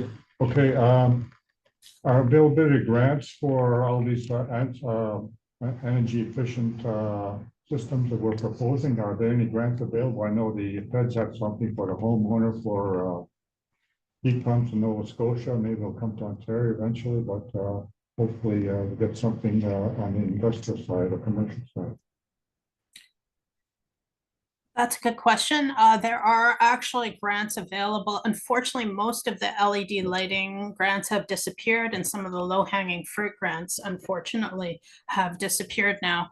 However, there are grants federally for improvements to building controls and building systems. So at a higher level, at a system-wide level, there are some grants federally. And you can look at the Federation of Canadian Municipalities has an excellent review of those grants that are available. I'm sure a finance person will know what to look at. Last question or comment, I guess. A reduction in greenhouse gases. What I find surprising about this piece of legislation only deals with buildings. It doesn't deal with rolling stock. I know, for instance, we converted our ice rink cleaner from propane to electricity, and we're not going to get the credit for that or recognition for that through this program. Is there any other program that does this sort of thing, recognizes rolling stock as opposed to facilities? I'm not aware of any legislation that covers that, but most municipalities, and including yours, have included I believe all of the facilities, both mandatory and non-mandatory facilities in this report. Mary, perhaps you could speak to that, but I believe even baseball diamonds and recreation facilities outdoor that do not have buildings affiliated with them have been included in this report. So it is not required by the regulation, but it is being covered by the facility team in this report. Except for fleet, I guess. Fleet is not being covered. Is that correct, Mary? Yes, fleet is not being covered. Well, if I read you correctly, that we could include the energy or the greenhouse reduction gases that we obtained from converting the propane ice cleaner to a electric drive ice cleaner. I will have to check and make sure that our numbers covered that. Sorry, I'll need to get back to you. Okay, that's all I got. I think it's along the same lines you were inquiring. Is the main goal to reduce greenhouse gas, or because these technologies could come with very high price tag? So I'm on board. I mean, I want to do our best to reduce our carbon footprint, if that's what we're calling it. But there's a major component of the finances as well. Now, I don't believe staff would be, if we're going to renovate this structure, we're not going to have an A and B column where it's, let's replace the status quo machine, but with a higher efficiency one, and then option for this new technology and costs associated with that. That would probably be too expensive to get those two options incorporated into an RFP, or are we just going to build the guidelines and we're kind of all in once we decide, yeah, we want to do these, greenhouse gas reducing technologies? I'm just a little concerned with, we're going to pigeonhole us into this one option. So through Mr. Chair, I would say that what I would do is first we can develop those guidelines and we can work with our consultants to do that. And we would make note of the township's guidelines when we're putting this out for a request for quote, and that we're looking to implement the recommendations. Certainly if there was certain things that were budget prohibiting that were included in that, we would bring them to council for consideration. But in general, we would have the consultants look at those guidelines and the plan to ensure we're aligning as best we can. And I'm pretty confident that we're using our cost for energy accurately, but you know, typically people could be putting in heat pumps in the urban centers. They pay significantly less for their power in urban centers than we do in the rural community. Our distribution rates are way higher. So I am confident that we're using our real data versus just, you know, an average of what other municipalities encounter or other people, because the power rates are different. So you get into these heat pumps and you're pumping water 24 hours a day, it can be expensive. So just as long as we're using the accurate costs of our costs, then I'm good. And I look forward to the discussions around the guidelines, if there are any from council. All right, so we read the resolution. We have a mover and second. Yes, and through Mr. Chair, I did just add just an amendment to the resolution that staff engage with its consultants to develop a guideline for the plan to ensure future projects are consistently applied, are applying the recommendations that are included in the energy conservation and demand management plan. Councilor Bailey, saw your hand up. Yeah, just a question for Mr. Fowler. Talking about lighting, specifically the tennis lighting, is there a timer on the lighting for the tennis courts right now? To you, Mr. Chair, no, there's not. It's manual on, manual off. In the past, we've had trouble with timers whether it be the power goes out, they don't reset themselves, and say during a game, they will turn off. And then it takes about a half an hour for the bulbs to cool before they can re-energize again. So it's manual on, manual off.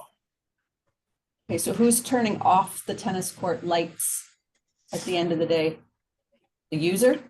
Basically, yes, the last user out of the gate. Okay. Last night they were on at 10:15 at night. Nobody was on the court? No one was on the court, no. If there's staff there, do they check the courts to make sure they're off before they head home? Usually that's one of their requirements, yes. Okay, thanks. Maybe you should follow up with the staff that was working last night. That was partially joking. Oh, I did want to mention, because it was in the report, the savings from the LED streetlights. And Councillor Sapoulis is the last member of that iteration of council that took that initiative, that is sitting around this horseshoe right now. So we are seeing the fruits of that decision. So, to have that foresight back then. Yes. So. All right. So you've amended the resolution. Yes. Everybody heard it. The mover and seconder are comfortable with what Ms. White Fox added? All in favor of that? That's carried. All right. Thank you. Next, I believe we're going into closed. I think that takes care of everything, right? Yeah.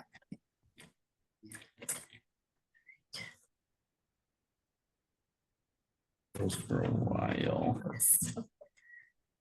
So we'll go into, I'll take us into closed, then I'll leave. Yes, so through you, Mr. Chair, I've noted your pecuniary interest declaration under the resolution to go into closed. And so for that item, we will have Councillor Hurst, who is our alternate member for this month, lead council through that item while you step out. So we don't need to go in and out, in and out. Nope, we made note, yes.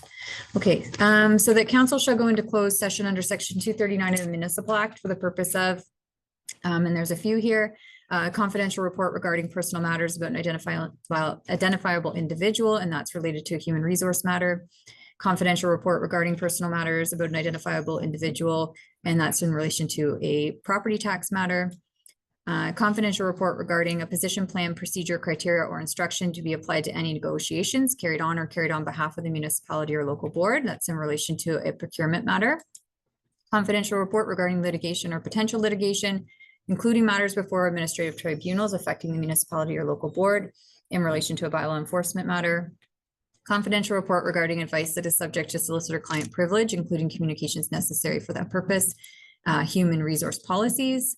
Confidential report regarding personal matters about an identifiable individual, including municipal or local board employees, and that's the Recreation Advisory Committee appointment.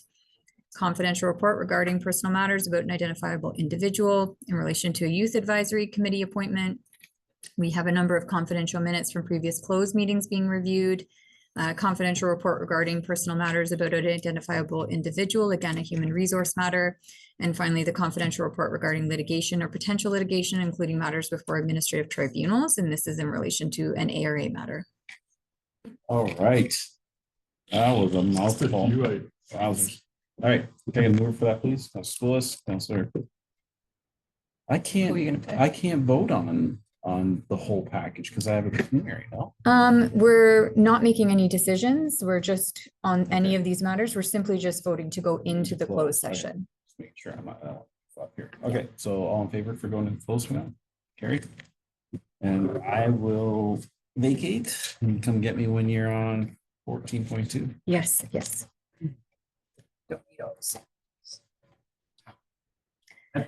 Just letting one individual know that's in the attendee section, we are going into closed. So if you could just leave the meeting and then you're able to come back when we're back in open, which should be after lunch, probably around 2 o'clock.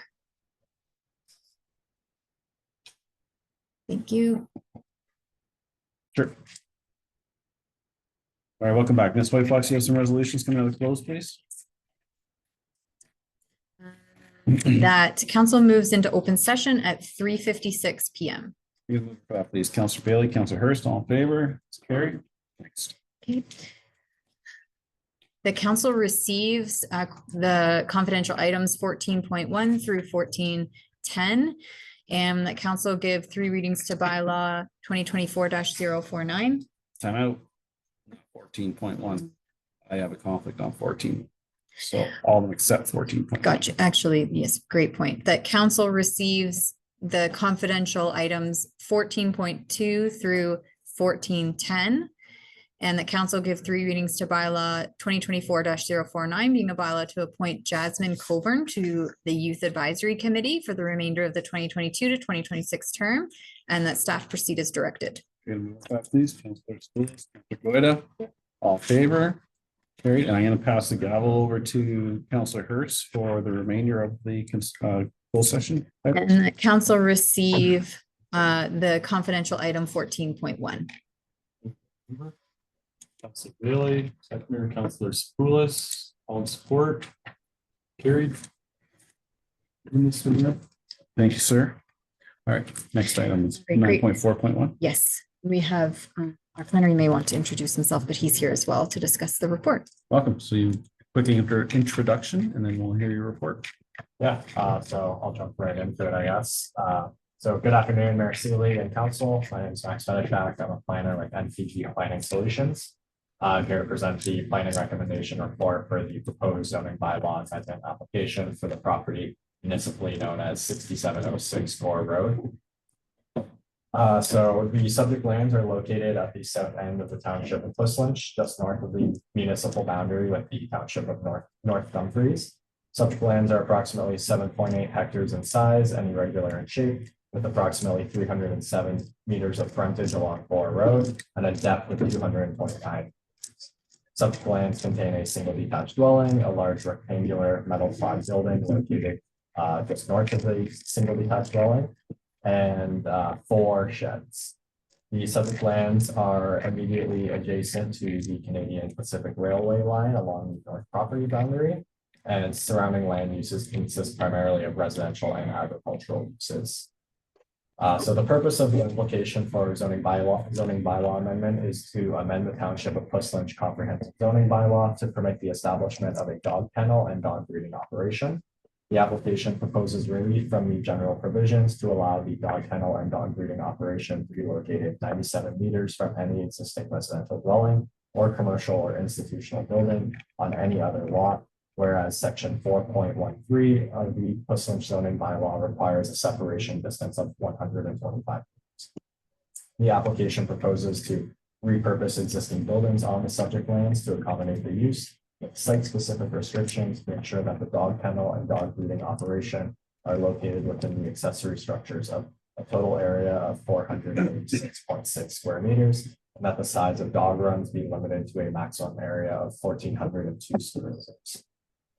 A noise study was prepared and submitted with the application. The noise study investigated residences within a 500-meter radius of the subject lands and determined that sound levels due to dog barking would be below applicable sound levels, necessitating no additional noise controls to mitigate impacts on existing dwellings adjacent to the subject lands.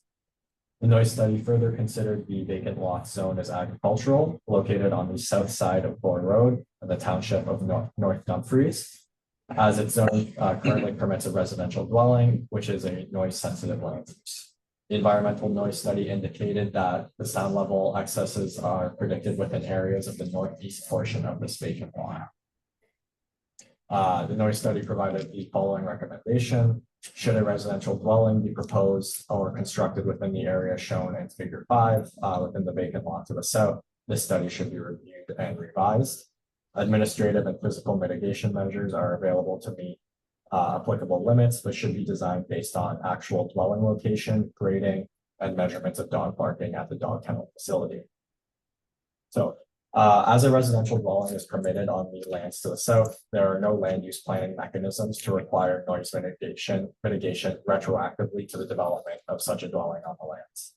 As such, a holding provision is proposed to ensure that the proposed dog kennel and dog breeding operation not be permitted until a site plan has been approved and a site plan agreement is taken for the township. The applicant would also need to demonstrate that impacts regarding noise have been appropriately mitigated through an updated environmental noise study and the implementation of appropriate physical mitigation measures pertaining to the land. In summary, the application for zoning bylaw amendment D14-3ZI is recommended for approval, subject to the inclusion of a holding provision.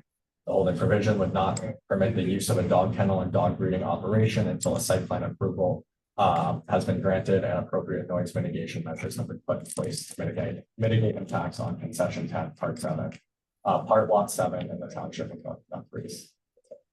I'm going to answer any questions about any of that. All right, thank you. Do you have a resolution? Yes, that report PD 2024-003 regarding the zoning bylaw amendment for the property 67064 road be received. And that council approve the zoning bylaw amendment subject to the recommendations outlined in the planning recommendation report. And that council give 3 readings to bylaw 2024-047 being a bylaw to amend bylaw 23-18 as amended being the township zoning bylaw. Okay, move for that, please. Councilor Schools, Councilor Hurst, questions or comments, councilors? Just for clarity,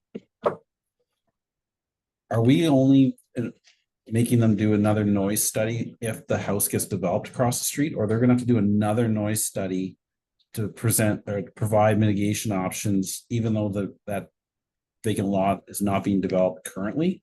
Yeah, so Mr. Mayor, essentially, because it would be the second option you're describing, because the lot to the south currently permits a residential dwelling, and there's no, like, to put it kind of blank, but more informally, if someone could just go there at right now as a right and build a dwelling, those dwellings would have noise impacts and noise issues based on the approval of this application. So to mitigate, and there's no planning mechanism available to prevent that or to add noise mitigation measures following the approval of the application. Therefore, that holding provision is proposed. So, and then the updated noise study can be updated, mitigation measures can be implemented accordingly to ensure that regardless of if a dwelling gets built there, they won't experience any noise issues. All right. All in favor? It's carried. All right. Next. Back to. I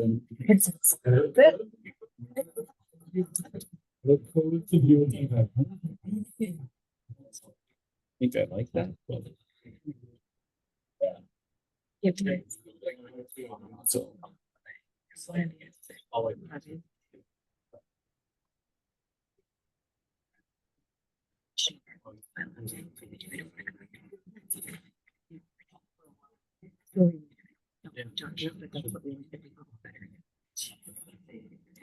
Yeah.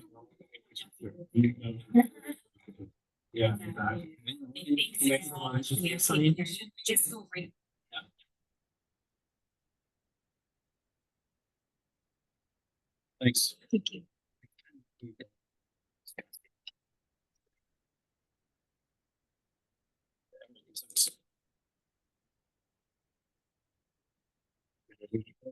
That the consent agenda items listed for the July 10th, 2024 council meeting be received for information. All right, can I get a move for that, please? Councilor Bailey, Councilor Hurst. Any items to be removed on that one?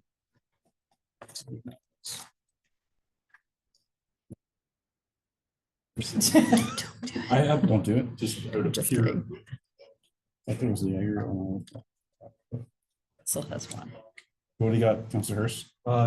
It was the one after 6.21. It was the Colleen School Bell request. My recommendation would be just to refer that to the Heritage Committee for discussions. Delegation. Or was it? I thought it was part of, apologies if I misunderstood. We just see it. Under delegate. It's written though. It's written. So it's like course. Sorry, We'll get, okay. disregard. I think we're, no, I'm good. All right, all in favor of receiving those then? That's carried. Let's take that. Okay, delegations now. So do you have a resolution to receive that? Yes. Delegation? Through you, Mr. Chair, it's to receive it for information. You gotta move it, please. Councilor Hurst, Councilor Goida. Questions or comments? Councilor Hurst? I'd like to repeat what I just said. I'd just like to refer the letter from Marjorie Clark to the Heritage Committee to discuss. Comfortable with that? Everybody comfortable with that? Yep. Yep. Okay. All in favor for that? It's carried. Public meeting, we have it in 2 hours, nope, 3 hours. July 10th, 2024, 7 p.m. Public information meeting held in person in council chambers. Municipal office, 7404 Wellington Road 34, and by electronic participation through Zoom regarding the proposed development charges bylaw. All right, we did 9.1, correct? Oh, we have the resolution. Yeah, the Okay. open meeting report. Yep, sorry. So through Mr. Chair, this report is a follow-up report from a recommendation that was made to council in February of this year around the replacement of the Pumper 31 truck. So staff worked through the contract and the purchase terms and conditions in relation to the truck that was quoted from the vendor Commercial. And unfortunately, as we worked through that process, the request for a performance bond was the terms around the request for performance bond were not adequate when staff was reviewing. Performance bond would increase the risk of the price going up at the time of the truck being built. If there was a increase in cost at that time, which it would have been approximately 14 months from the date of signing a contract. Additionally, there wasn't without the performance bond, there wasn't an adequate way for the township to mitigate its risk associated with prepaying the full amount for a truck and not having that performance bond in place.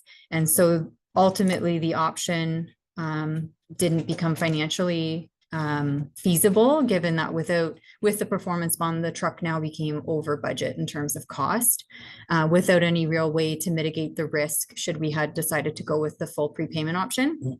So as a result of those ongoing conversations with the vendor, staff did look at the Canoe Procurement Group, which has done the procurement process on behalf of municipalities that are participating.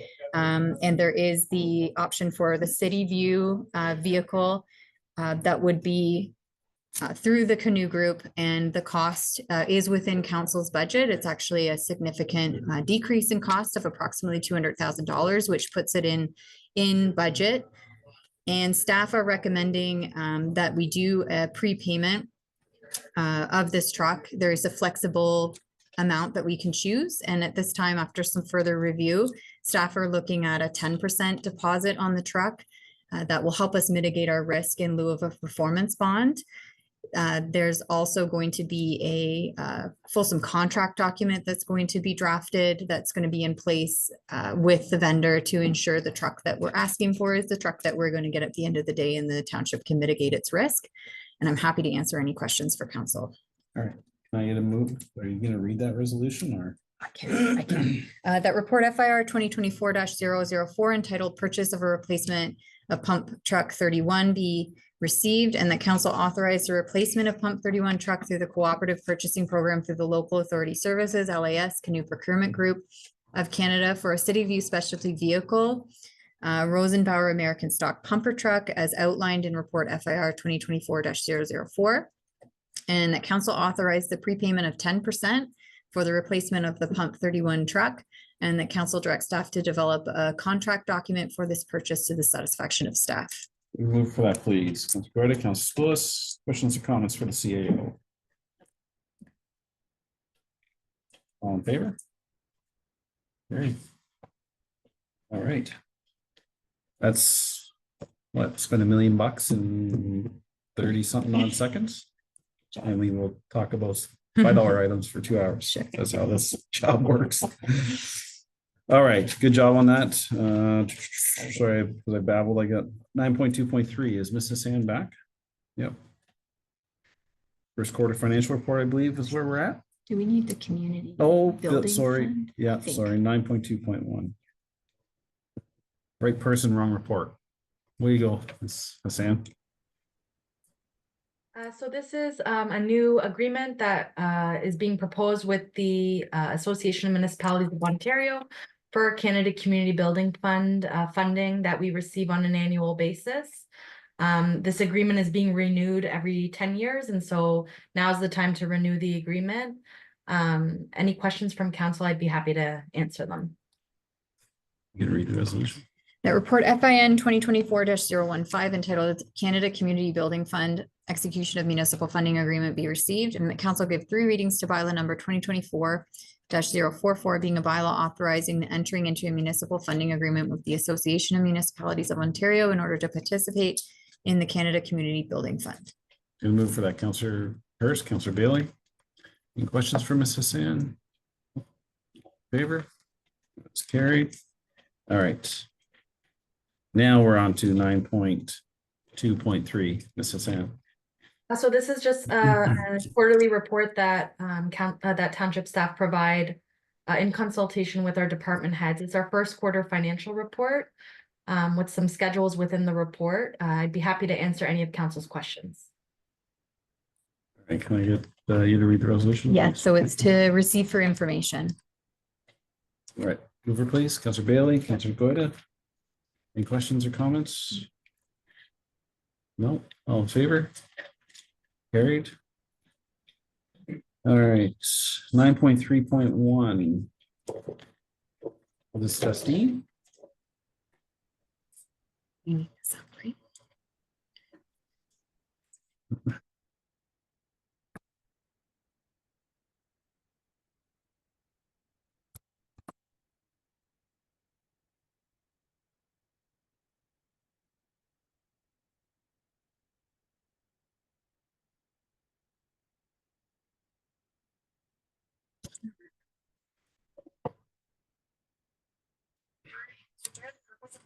It's to present the final draft of the heritage permit bylaw and to recommend the bylaw for adoption.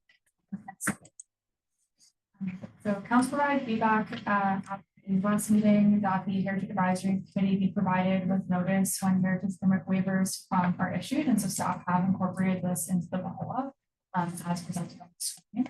Next slide.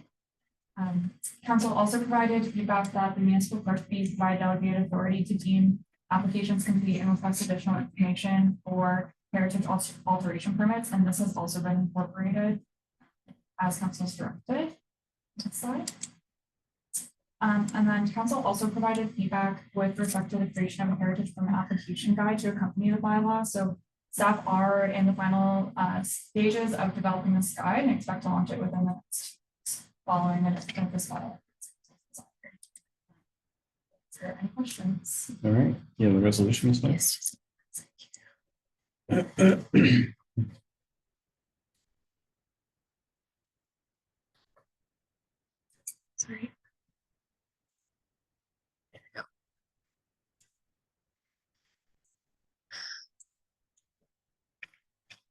Right, that report ADM 2024-032 entitled Final Draft of the Heritage Permit Bylaw be received, and the council give 3 readings to bylaw 2024-046, being a bylaw to establish a heritage permit process and bylaw to delegate the power to grant heritage permits for the alteration of the designated heritage properties. So I'm gonna move Counselor Hurst, second by Counselor Spoulos. Questions, or comments for Justine? Counselor Bailey? Just a question, has the Heritage Committee had a chance to comment on this final draft? Through you, Chair, we didn't bring the final draft to them. We brought I believe it was the second draft after council's initial comments for them to provide. Okay, so they've had the opportunity. They've seen it twice in the last 6 months. In my They record. might have just seen it once, but it was following. I've seen it. first use, So it was.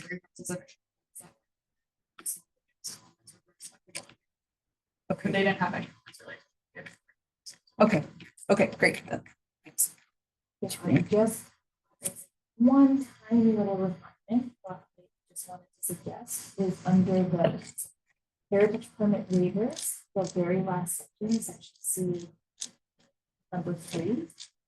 This is where it talks about the municipal clerk making, it says, making the decision to approve or deny the permit.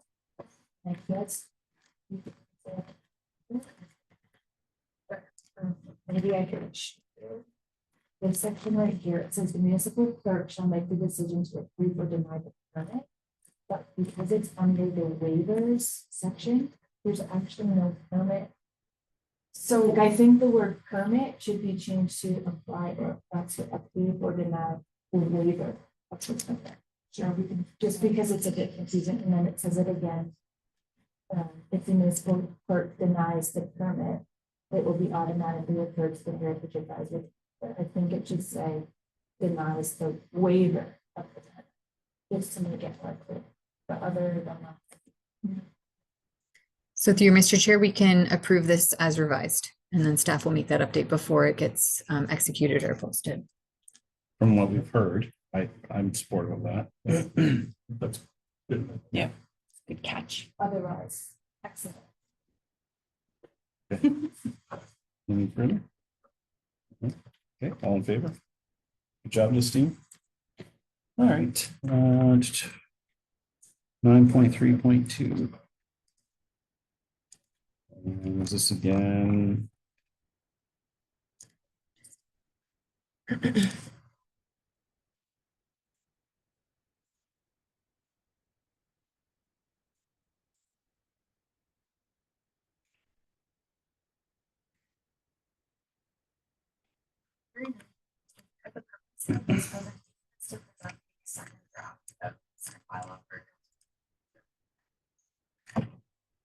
Sorry, just 1 second.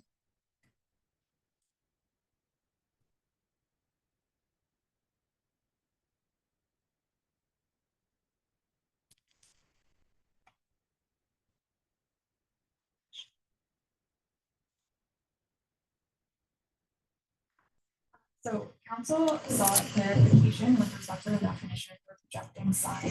Just some clarification, if a white sign or perpendicular sign would be considered the same as a projecting sign. And recommended that those be included under that definition. So staff have taken that direction and included these terms under the definition of a projected sign. Similarly, council provided feedback just with respect to the definition for a billboard sign and the use of the word ground sign in that definition, creating some confusion. So staff have amended the definition to include the word incorporate on the slide here, which does remove reference to the ground sign and just kind of clarifies the definition further. So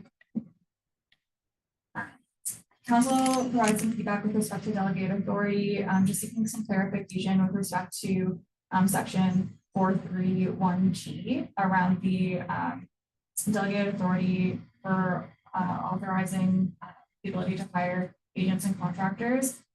So what kind of work was anticipated with ability to that, and if the procurement policy would apply. So staff, the work referred to under the section is generally related to enforcement. So for example, if you need to hire a contractor to remove a sign from a property that was not permitted. And then the corporate procurement policy would apply as applicable in this circumstance. There was also a recommendation about adding a flow chart with respect to variances. So staff will be developing a guide to accompany the bylaw to outline the application process requirements.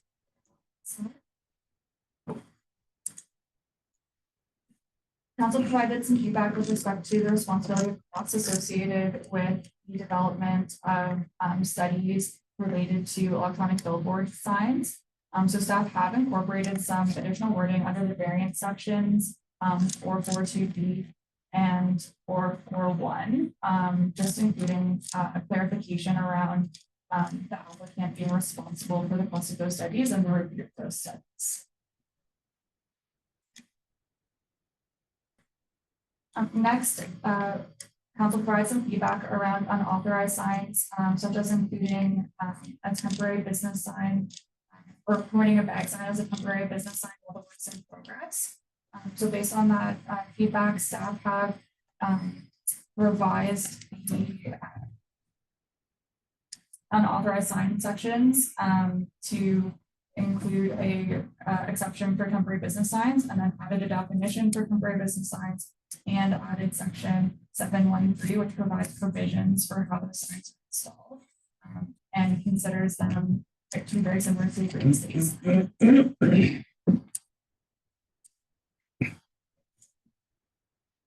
Next, council was clarification of guidelines signage and Morrison. So staff believe that this provision provides applicants with some direction for the township's vision for development of the streetscapes in Aberfoyle and Morrison, while providing applicants with flexibility if this was not to be achievable. It can use wording kind of where possible. So it gives them an idea of what we're looking for, but does provide an opportunity to if they can kind of justify. Next, council sought kind of further clarification around the impacts of the bylaw on Aberfoyle and Morrison, and just what some of the provisions they impacted. So staff did complete a walkthrough of Aberfoyle and Morrison to review the provisions of the bylaw and how they might impact signage, specifically taking looks at setbacks and making sure that they were achievable.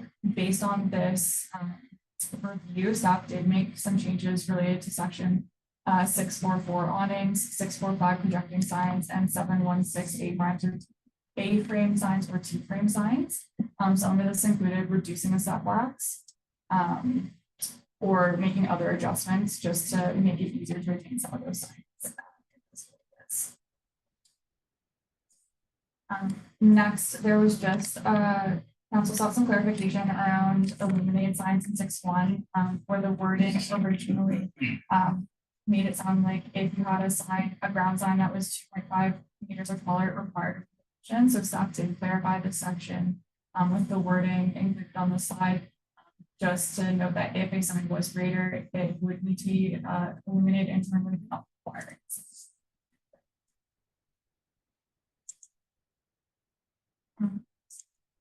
Council provide direction to consider separating billboard signs from electronic billboard signs. So staff amended the bylaw to remove billboard signs from the unauthorized sign section, and then added a section 642 to provide specifications for the installation, alteration, and maintenance of billboards. And then based on the feedback from the Engaged Postage survey that staff undertook following the first draft of the bylaw, a provision was not included that prohibited billboard signs from advertising on a separate property, but staff are seeking council's direction with what they like to see in terms of permitting billboards to advertise businesses not located on the property in which they're posted. And then with electronic billboard signs, council provide direction related to potentially limiting these signs to Highway 401, Highway 6, and commercial and industrial zones, and to consider prohibiting sign transitions. So staff have amended the electronic billboard guide to reflect the aforementioned locations. And then within that guide, it also recommends the same provisions as billboard signs under 642 in terms of setbacks, height and size. And then further, staff also amended that guide to limit the transitions of digital billboard signs to once per 30 calendar days and to prohibit animations. So allowing some opportunity to change those signs without senior.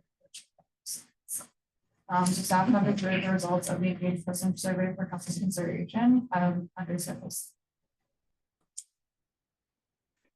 And then council sought clarification regarding why billboard signs and electronic billboard signs were to be set back 400 meters from county and MTO highways. The County of Wellington sign bylaw doesn't permit signs greater than 9 meters within 400 meters of any limit of a county line. And similarly, the MTO requires a sign permit for signs within 400 meters and visible from MTO limits. Therefore, staff have just recommended adjusting the word a little bit from the first draft that you saw, just to say that a billboard shall not be located within 400 meters of a county road or MTO highway without written permission from the appropriate road authority. That way, if the MTO or county is shown to permit it,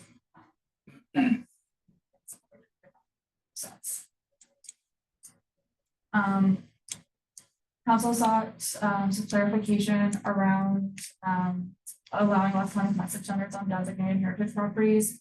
So staff have amended table 6.3 just to include the wording without receiving a variance from council. So while they are not permitted as of right, they are able to get a variance to allow the electronic message center. So just making it clear that that's the process they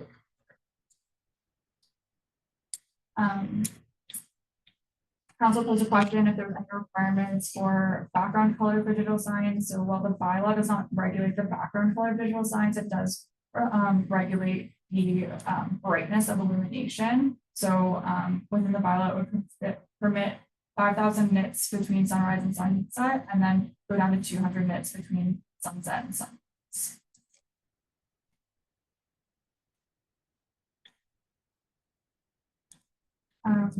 Council provides some feedback around farm produce signs, just wanting to make sure that those signs were permitted all year round. The plan does permit farm produce signs to be displayed when produce is for sale. If items are available all year round, the signage is permitted to be posted year round. And I understand there may be direction to change the definition of this a little bit.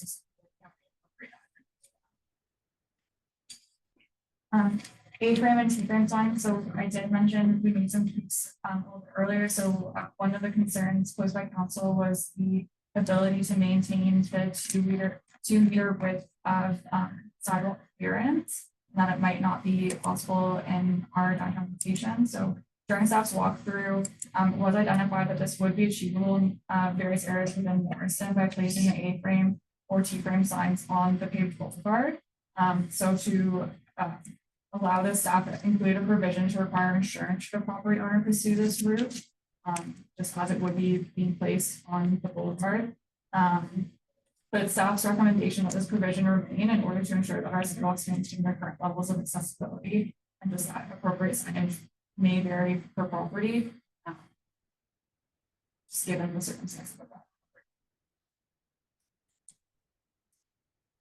With respect to feather banners, council provides some feedback similar concerns with setbacks.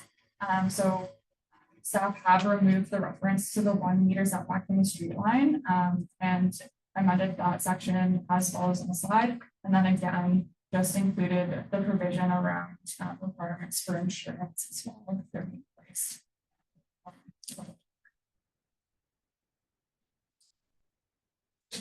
Council provides some feedback with respect to community event signs and directional signs, just seeking clarification on how notification required if a sign permit was not required. So staff did revise this section to require a sign permit, but amended the language that the fees associated with those permits are waived. So that way the notification will take place. We'll still go through that process with for our community events.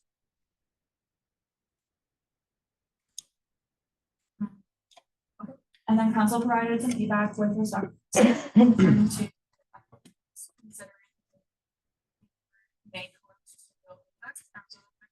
completed a legal review a different township bylaw around the ability to recover costs. And the wording under section 10.2 is consistent with what we recommended in the past and with that before review. In general, we do seek to recover costs, but the wording under 10.2 does provide a bit of discretion that may be required.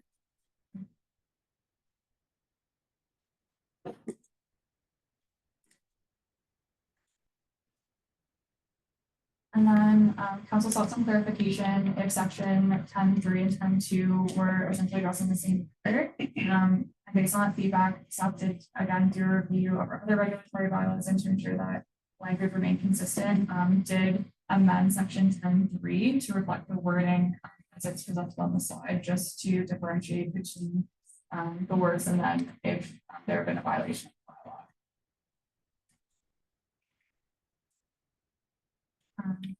Similar council made a recommendation regarding changing language from may to will for the penalty section under 11.4.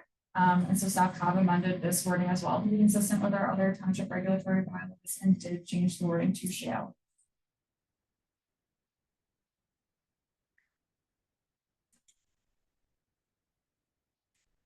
And council did provide feedback regarding visuals and a guidance document. So staff are in the process of developing an application guide. The permanent sign applications will be processed as cloud covered, and our tours and applications will come to the website. We'll work on developing a guide that demonstrates kind of the sign definitions, the sign types, and then probably a chart and some flow charts to direct people through the appropriate process, depending on the types. Council provided feedback with respect to the prohibition of election signs on municipal property and at polling stations. And then that the county requested to include a similar version of their sign bylaw. Staff are recommending that a separate bylaw be developed with respect to election signs, and staff intend to incorporate this in the 2025. As I mentioned previously in the presentation, did do an engagement survey for this bylaw. It ran from April 19th until May 17th. The survey was promoted on the township website, through our social media channels, and then emailed directly to township businesses for those that we have emails for. It was reviewed 61 times and 14 surveys were completed. Summary results was attached to Schedule C, and then as I did the presentation, their feedback was incorporated in some of the provisions. In terms of next steps, so we had our first draft come in April. We then did our survey. Today we saw the second draft, and then staff are hoping to bring a final draft for council's consideration and adoption in the article. I can answer any questions. Thank you, Justine. Councilor Bailey. Thank you. I'm just wondering, I'm thinking as a resident in the community, who's part of a community group that might want to do an event or a fundraising thing or something. So can you just walk me through the application process for a community group to put up a sign? I think it's just called a community sign. Is that what we've defined it as? So I believe they're under the temporary sign. So there will be kind of an application. There will likely be mapping, sign sizes, those kinds of things are submitted to us. The staff, the locations will be reviewed. Depending on where they're located, there may be a requirement for insurance. But that's something that will kind of flush out once the bylaw is a little more settled. But in general, like the way the process currently works is that we receive the listing of where the signs go, like for example, for a cycling event, the number of signs, where they go, when they're going to go, they have to come down at a certain time. And it's mostly an internally reviewed process. And can it all be done from the comfort of their home, or do they have to come in? Yes. So they have. Yes, like this will be an online application form that will large. Okay, and then I think and what's the timeline? Like how far in ahead would they have to plan to put up a sign? So the administrator, depending on what the community event is, staff are also looking at our special event bylaw. And so we're looking at different timelines depending on the size of the event. That'll be proposed for council to look at. I suspect it will align similarly with our expectations. Okay, and then did I read too that it had the signs have to be designed? Like they have we'll to want a mock-up of this. Okay, but someone can create their own sign, they can paint their own, okay.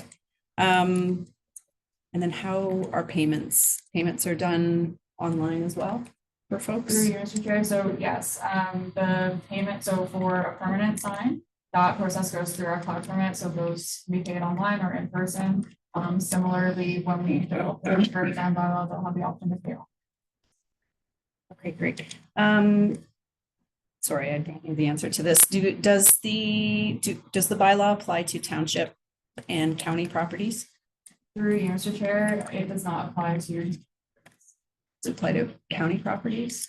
I would. Like I'm thinking Badenoch Community Center. Okay. This kind of goes with the one slide you had, but do you know if there's any accessibility standards that need to be considered when approving or accepting sign applications? For you, Mr. Chair, not that I believe that municipality would be responsible for ensuring. With that being said, I'm not sure what their private businesses requirements might be under ARPA. I'm just wondering if more suggested, somewhere in the guidance document or somewhere we can have suggested black on white works best, or, I don't know. I'm just thinking the current sign red on black is really hard to read. It would be great if all the signs that are going up could actually be, well read. I was just looking, I think our current sign bylaw is 9 pages. Does anyone know that? And we're looking at something that's 45 pages now. So just as a general comment, a lot of work has gone into this. I think you guys have crossed your T's and dotted your I's and done a lot of research into it, but I am worried that if this bylaw is sort of too complicated, folks won't adhere to it. They won't apply. They'll just put out their signs anyway. So I'm wondering if there's a way we can simplify things, make it a little easier for, we want to still encourage and help promote our local businesses and our community groups. I, as a volunteer, if I was in charge of doing a sign for an event we were running, to do a whole 2 weeks ahead to plan for a sign, to submit some drawings, to, do all this stuff. Like last year, I was throwing up a sign 3 days before the event, happened at the side, hey, this weekend we're doing our fundraiser. So I'm trying to balance what guidelines we want the community to know about versus having permitting. And I don't know if we're striking that balance. Like for me, the A-frames, like someone should be able to just go out and stick their A-frame, not have to get a permit, to support their local business. Maybe instead they could go online and it could say, if you're putting up an A-frame sign, please don't put it on the sidewalk. Make sure people can walk through. Here's some guidelines. Good luck with your business kind of idea. Same as a community sign. I feel like maybe we don't need a permitting process for them, but again, just some guidelines. They just want to advertise something. They're not, anyway, I don't know what council thinks, but I just feel like when I'm looking at it, it's a lot of information. I think for the big permits, the big billboards, yes, like definitely there's a need for some of that. But for some of the smaller things, the ones where our local residents just want to help promote some of the work that they're doing and income that they're trying to make, I'm just worried that some of the process is a little bit. Do you want to conquer that, or do you want to? So through Mr. Chair, I think this is a good piece of feedback as we work through the bylaw. And how we can strike a balance. Some of that balance might even come with education. If we can provide some how-to documents to our community groups. We certainly have some of our renters that we know are frequent renters or things like that of our facilities that we could maybe offer some guidance and educational tools too. I also think there's a lot that can be done with how the application form is laid out. So I don't think the intent is for our residents to perhaps navigate through the bylaw themselves, but to be able to, for staff to be able to look at what they're trying to do and then direct them to the right type of application process and what they need for that. So I think a lot of what you're trying to balance can be found in how the application form is crafted, the guidance tools and the education to our community groups. I guess I that's sort of why I was asking what the application process looked like, if it can be done digitally. I would love, I don't know how these forms go, but it would be neat if you said, okay, click what you're going to do, click, and then everything else that's not relevant disappears. Yeah. And then your next is, okay, then we're gonna do this. And then next thing you know, you've only clicked 4 things and you're gone right to, like, so an interactive kind of live form would be pretty For your cool. answer there, those are how. Okay. It's called conditional, like having conditional questions If where what you or- answer. Yeah. Then populates how the rest of the form is Okay. created, and so that would very much look like for this kind of operation. Okay, that would be neat. Maybe, like, I would love to see that. I've never seen that, so I don't know if we can have a demo next, when the third draft comes through. But just to kind of, show me what our residents are gonna have to go through. I think that would be really helpful. Thank you very much. Sirs? Yeah, thanks. I don't have any like real technical questions here. I think I kind of view the signs as it's permanent sign there for a long time or a temporary sign. And I think to me, it's the quick reference guide for a resident or a business owner to have a real quick, clear understanding of what they need to do.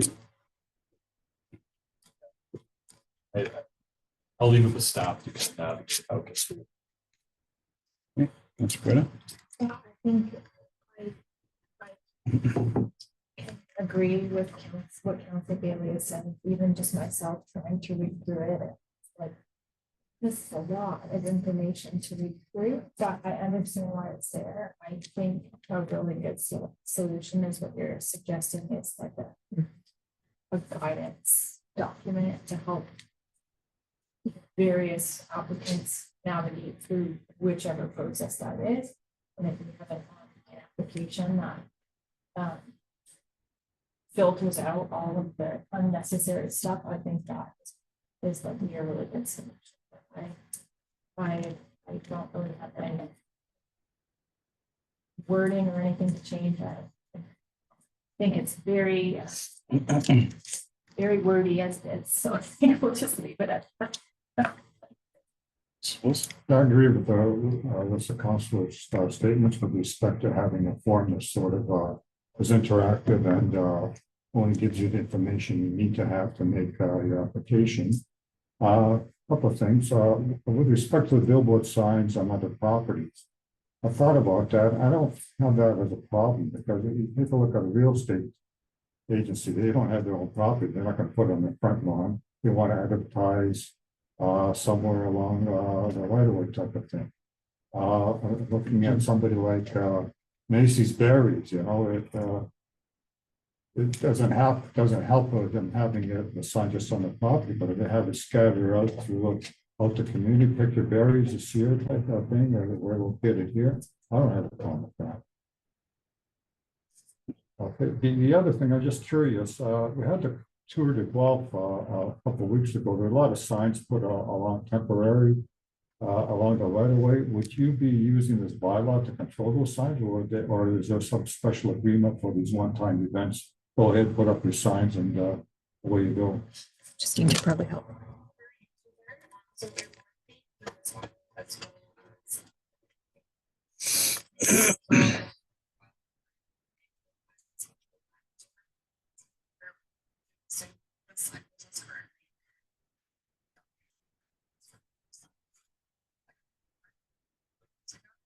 But it would get through this process then as well. Okay, great, thank you.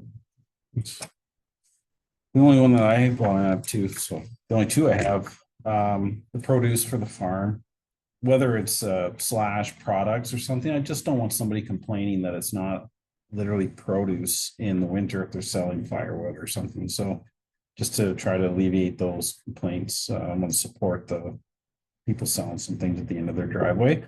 I'm not sure why are we supporting electronic billboards? Because generally they're not going to support our business. So we're doing the special economic development area. I think these things take away from the rural atmosphere of our community. So if I don't know where that's going to land as in designating lands, But one good example right now is go down the 401 and look at the signs on by the on ramps. What if through the special economic development area and even Highway 6 stays Highway 6 for decades longer? Do we want electronic billboard signs? I don't think I do. Unless staff can say this serves our community, then why are we entertaining now the billboards? So that's where I guess we're in the difference is they're not illuminated and they're to support direct. So I don't know where council lands on these electronic billboards, but I don't see the need personally. It's where I'm at. So I don't know if that's where we have a discussion or not, but does council want to weigh in on that, or it's more picking on the electronic billboards? I would tend to agree. I'm not a big proponent of electronic billboards. Definitely not in anything remotely close to a residential area. I'm fine. You know, just to clarify, an electronic sign for a business would still be okay. It's just advertising a business that's not on that particular. I'd like staff to at least take another look at it. Well, staff has clarified, it said electronic signs are unauthorized signs. Well, we say that right in the document. I thought it was now permitting them. No, it's not. 401 and Highway 6. On the 401 and Highway 6. So the handling. Through your chair.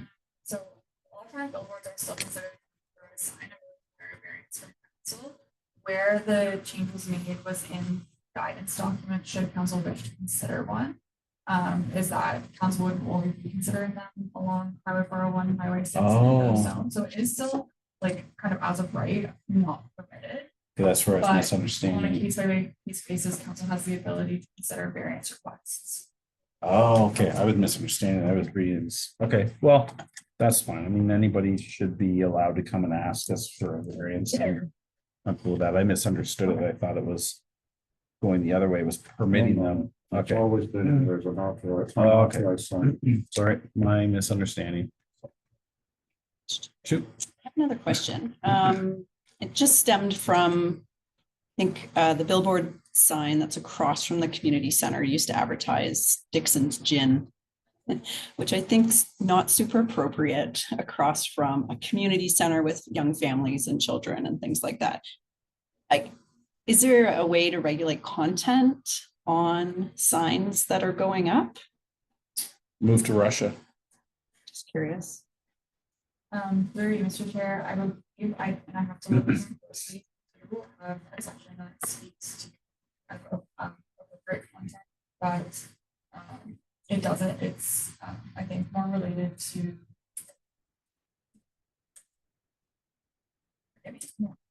Be very cautious on. Well, I'm just thinking near regulating. schools and community centers, it would be nice if it was Our community family center- friendly.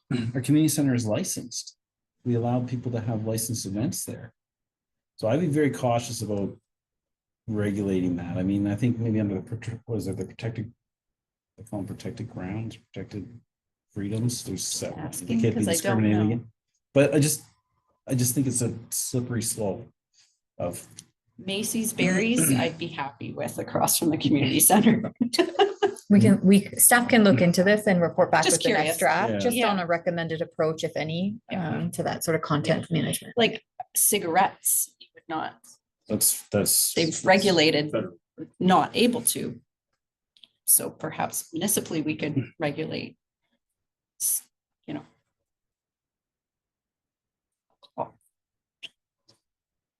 We can report back on the next draft with the recommendation. Yeah, for sure. Make me go buy more.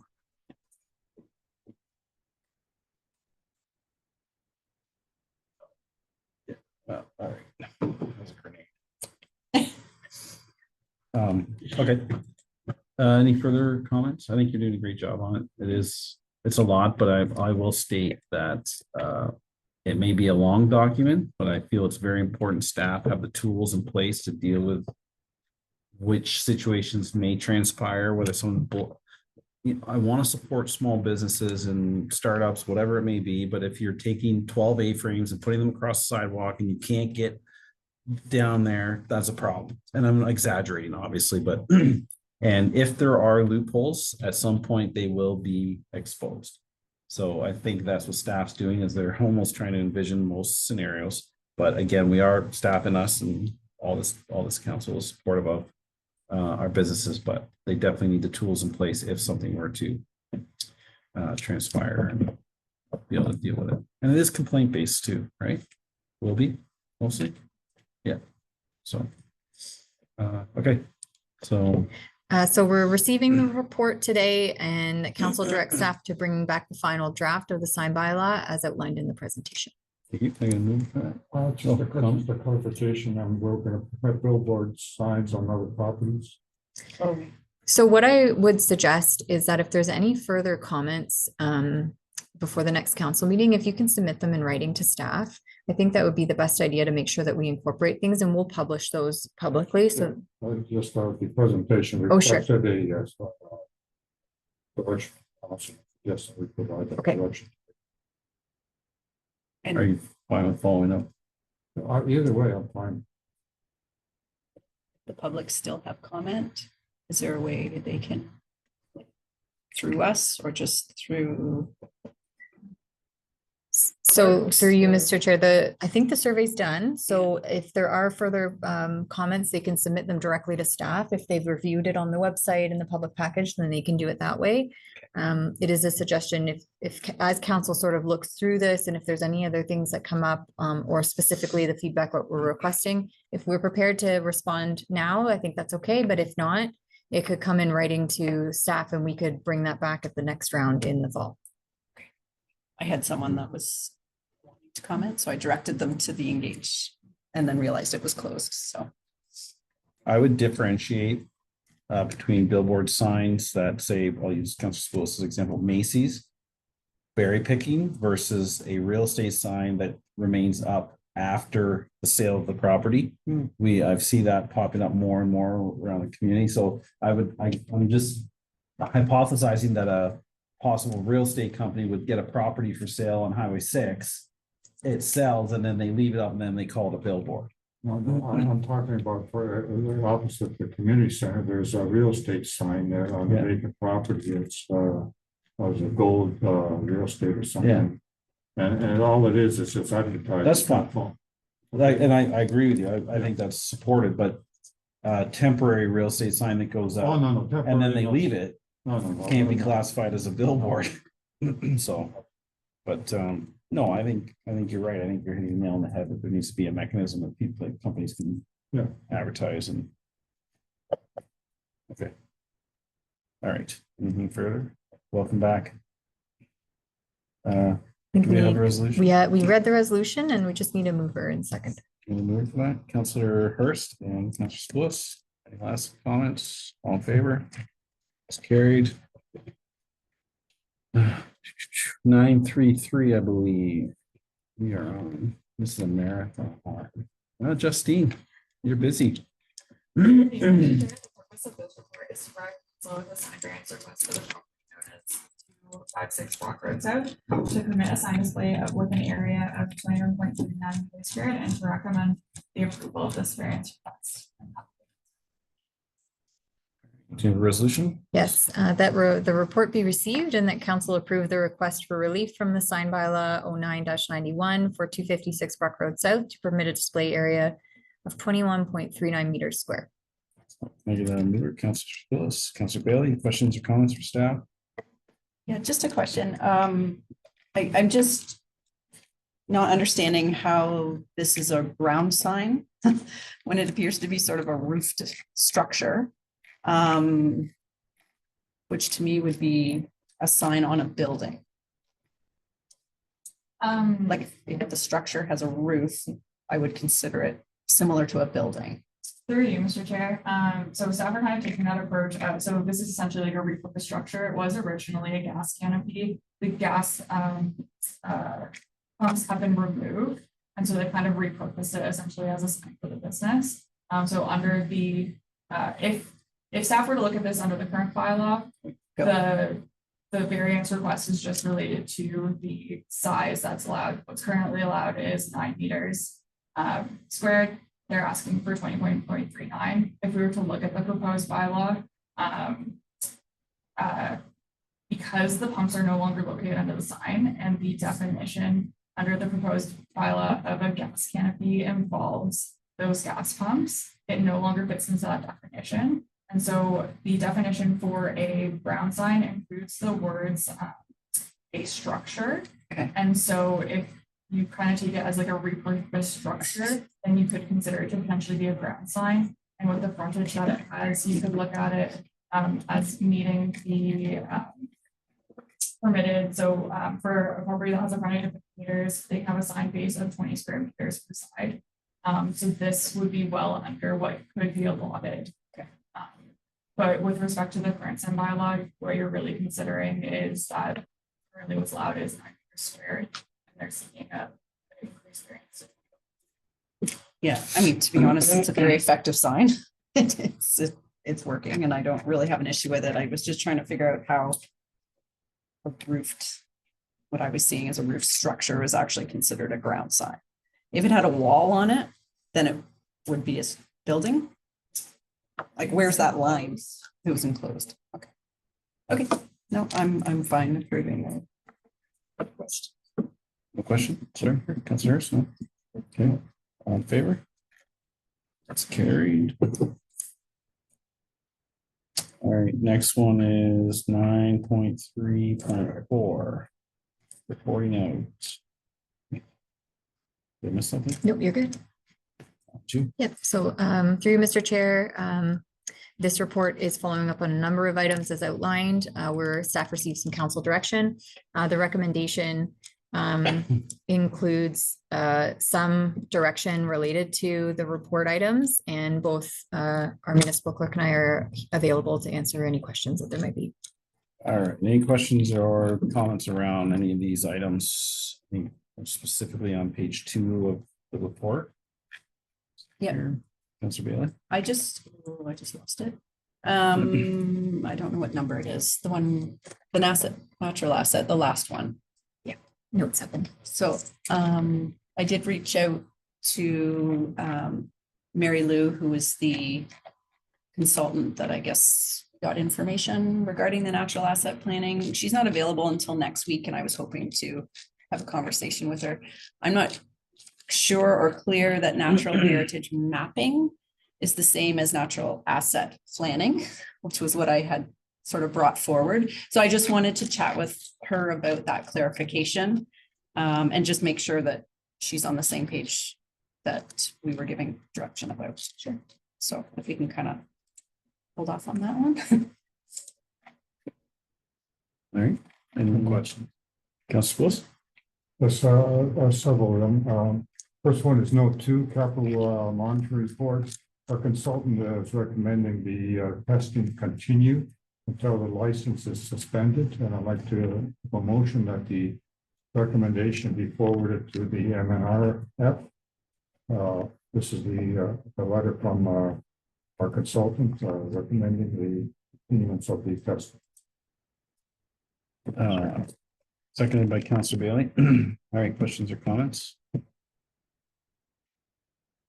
I would respectfully suggest that staff provide a blurb of the current conditions we encounter in the township of Portland, specifically around different uses, possibly illegal uses, and the lack of our ability to regulate / enforce. So if these monitoring and testing were to be removed, some sort of illegal use could potentially start up in there, and we wouldn't be able to catch the impacts to the water table. So if you're comfortable with that, just adding a bit of, what we're experiencing in the township inside the area, licensed areas, also supporting why we're not willing to. Sure. All right. Maybe I'll accept that as a amendment. Okay. You seconded that? That's fine. Any comments or any further thoughts? Okay, so on that one, do we need to do them individually? I got 2 more. So Just- through Mr. Chair, I can either sort of amend the recommendation that's in the staff report and just add these on to it. So it's one motion that is for the whole report. Is that what you've already works? started doing? Mhm. Yep, let's just do that. Okay, next one relates to Mini Lakes. I asked the question whether or not all the remedial work that they're doing is going to address the bullets that our consultant has said needs to be done. And all of the bullets except number 6, which relates to existing sanitary sewer system, and it's separate from the sewage system.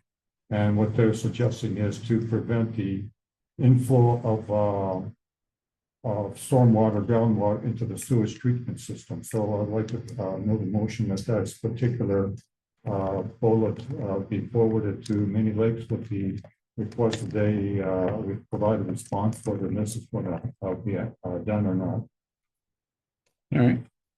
Any, I don't think you need a seconder for that, so we'll just do it all as one. Any other comments on that component? I think that's good to ask. Initially, I just want to see them get that treatment plant fixed and then fix them maybe. Yeah, my concern was make sure all bullets are counted. Yep. Last one? The last one is the torque levy fees. And this is note number 5. This is a fees paid to municipality. Staff required a fees paid to municipality which the aggregate is subtracted from, or fees were paid to the municipality in which the aggregate is processed. And the response we got, I'm not happy with the response. It said fees are only paid on collections. As far as I'm concerned, you're having trucking coming in from adjacent municipality through our roads, going into the gravel pit for processing and back out again. And we don't get any benefit of that wear and tear on our road. So I'd like to suggest staff to see ask staff what else can we do to escalate this to have some positive action on this. This is nonsense. You're saying these are only paid on collection, when in fact this is appears to be a flagrant going around the process by just taking something from somebody else, trucking on our roads, damaging our roads, and trucking them back out again, and not compensating. I agree, and I think a big component of the aggregate levy calculations is that a lot of the movement of the aggregate is internal to the site. And now we're starting to see in Puslinch where that internal haulage is transpiring on the public network, then being processed. Yep. So all of our conversations with MOF around taxation and levy were that there's a URG decision that the levy can only charge what it costs to run the program and the costs incurred by the impact, essentially. Well, if that equation only takes into consideration that the material is having impact once, then it's artificially low. So I think this is a good takeaway for staff to look at what's actually transpiring in the community. I don't know if you wanted to add to that, Ms. White Fox, at all, or need any clarity, or? No, through you, Mr. Chair, I think the direction I'm hearing is that this has provided clarification on how the torque fees are distributed. It's not satisfactory given the amount of processing that goes on in the township. And so staff will look into this further and bring back a report to council on potential action items that might help us address this. And whatever mechanism the industry is using to exploit this action, I guess would be one way to put it. Okay. That's good. Needs something to be done. We just can't just ignore it. It's affecting us. Good. Anything further? So do you have a resolution? So I've added the 3 items that we just discussed. In addition, we'll be receiving the report. And then there's 2 other recommendations outlined in the report, that the peer review and recommendations regarding the 2023 capital paving monitoring report be forwarded to the pit operator and the MNRF, and that staff be directed to send the annual Mill Creek Pit Phase 6 ecological monitoring report for peer review when received each year for council's consideration. Again, this is when we receive this right now, I don't think we're automatically peer reviewing it. And so just given that we think it's important to do that, if we can get council direction to automatically do that, it will just sort of expedite that process. Do you have a mover for that? We still, originally we had Councillor Sepulveda, seconded by Councillor Bailey. So I'm comfortable with those amendments and Yeah. changes, yeah? Okay, all in favor? That's carried. Should go past 5 o'clock. Is it 5 o'clock or 7? 7. Stand by. Might be the, And the old one was maybe 7. Are you gonna vote no? Maybe.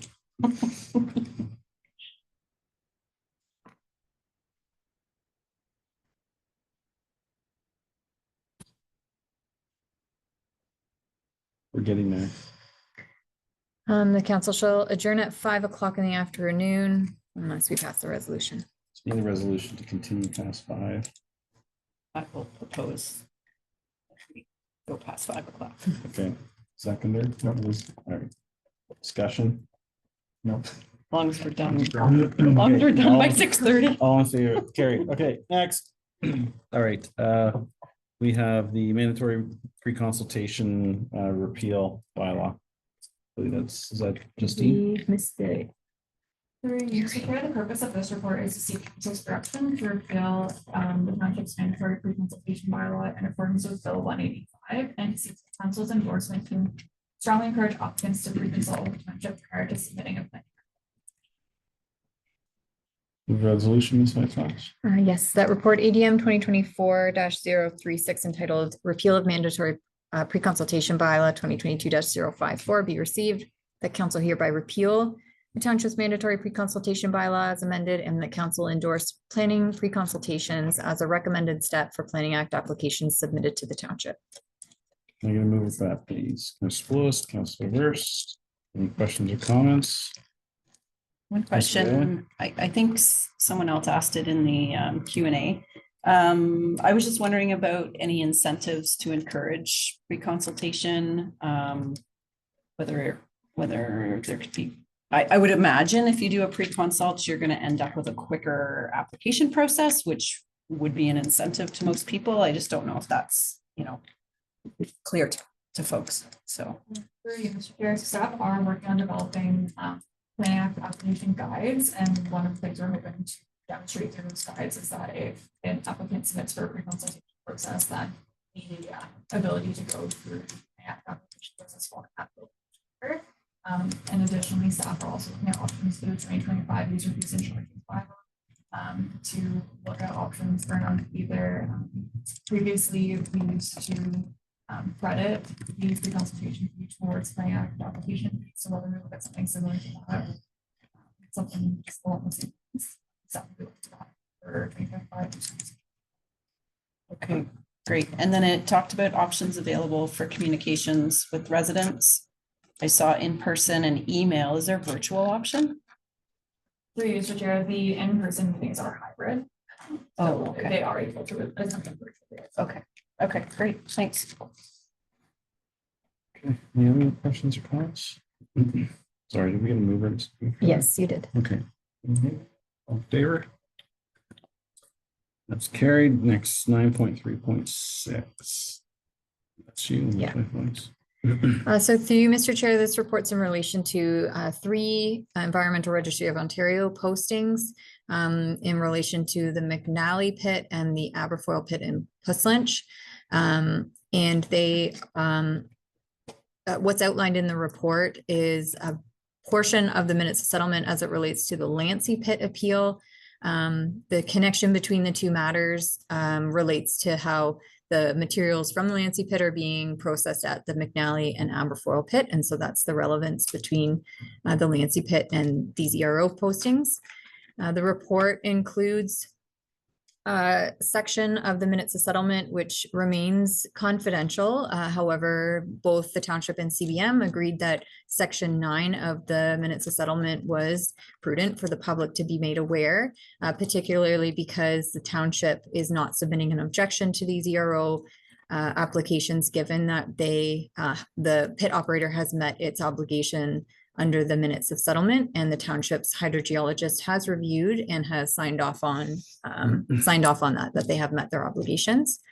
I'm happy to answer any questions. All right. Do you have a resolution? So it's to receive the report for information. Okay, moving for that. Councilor Hurst, any questions or comments? At the 11th hour. I know we can't object, but the monitoring at this operation is significantly less than the one at the Mill Creek. Is it possible for staff and to even comment that we would request more monitoring, or is that because of the minutes of settlement, we can't mention this at all or request more? So what I'm saying is it's not an objection, but ask the MNRF to review the monitoring and determine if more is required. Is that a possibility? Through you, Mr. Chair, I would say it's not a possibility given the minutes of settlement. However, if there's any pit, if there's an amendment that is classified as a major amendment, those amendments are open to public comment. And so again, this application and the provisions of the minutes of settlement relate specifically to the amendment to allow for the silt ponds. So that's sort of the extent of that. Okay. I'm good. Everybody in favor? Carried. All right.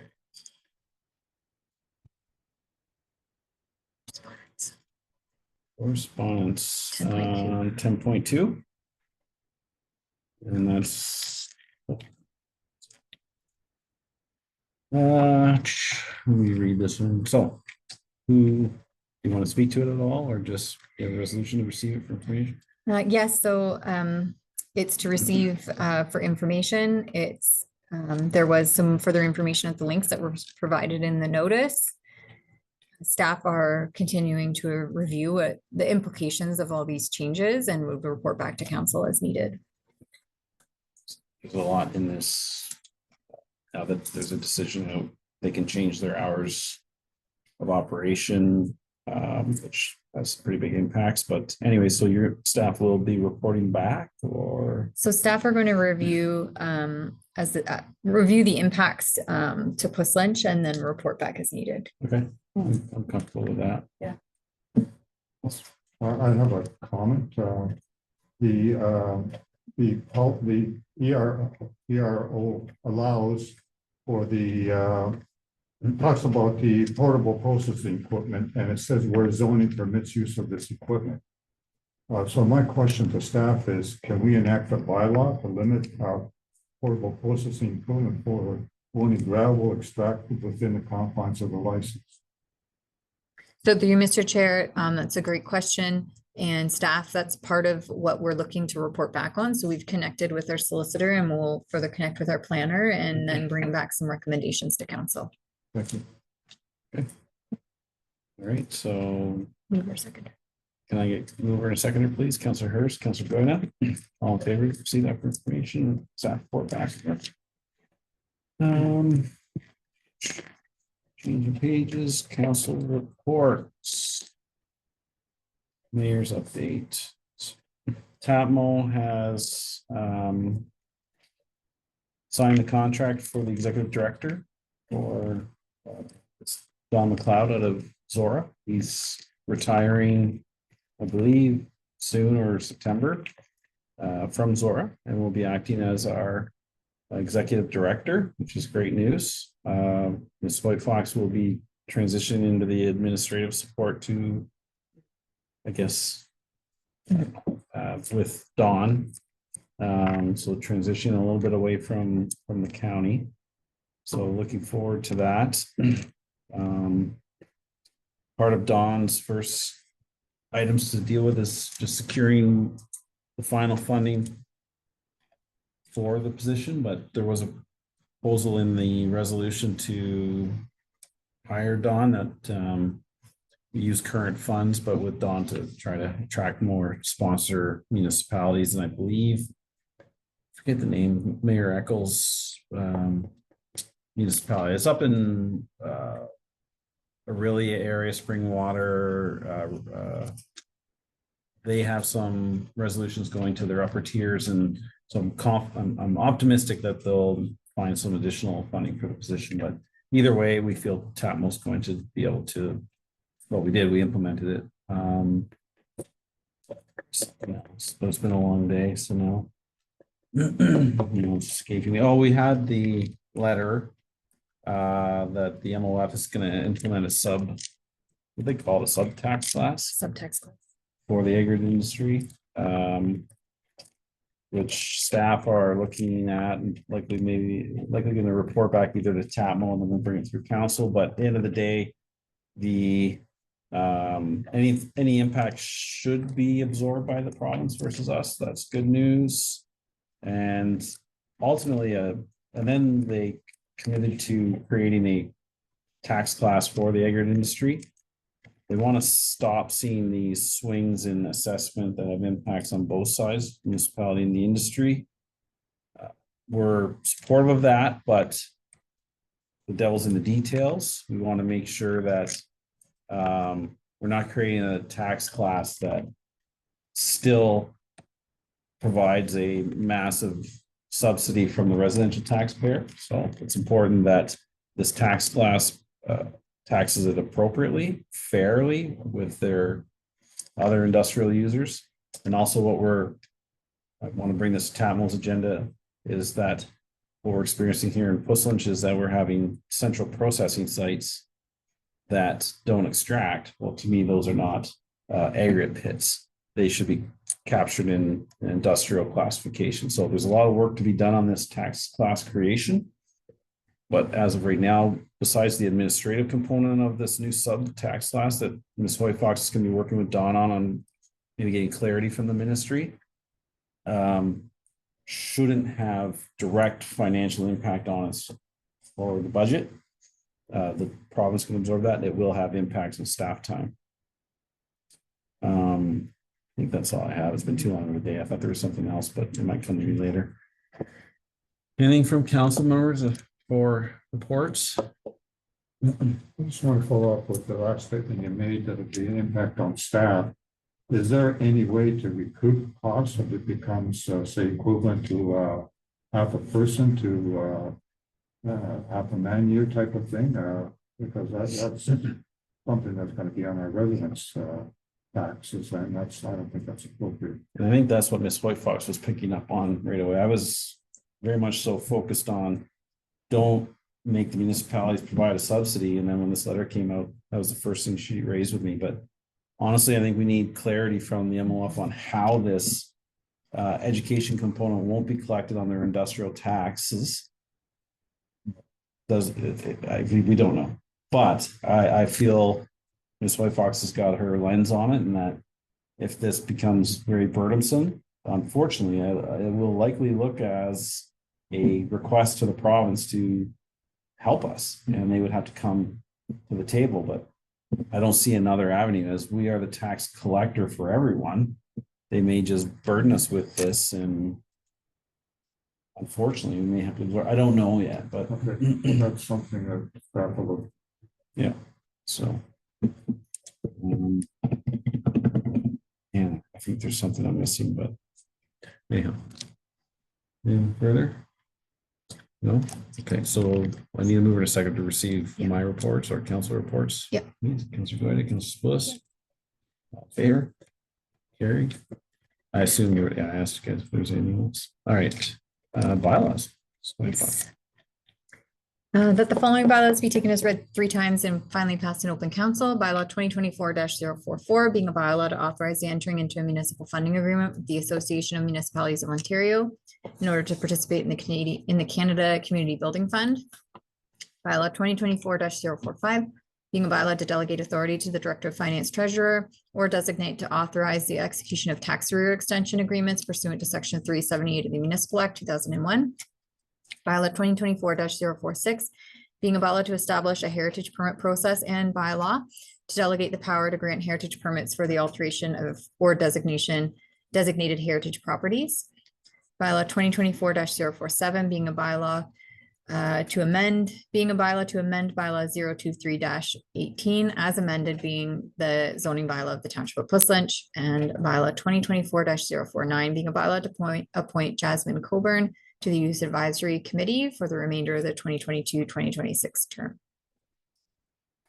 Can I move for all that, please? Councilor Hurst, Councilor Spillis? All in favor? Carried. So guess what? I remembered what I wanted to talk about. Announcements, maybe? Could Under you- announcements, Sure. that would work. That would work. We're done with that, so now announcements, right? There's new business. If there's none, then announcements. Yeah. There's no business on the Okay. agenda. Mm, I'm just being. okay, no, you're right. It's after. I'm wrong. You're right. It's announcements next. Record that, please. Yeah. It never happens. Okay, so under announcements, I'll do it. At the AMO conference, we've invited Kevin Mitchell to do a presentation on rehab. He has accepted. We did get endorsement from the executive, correct?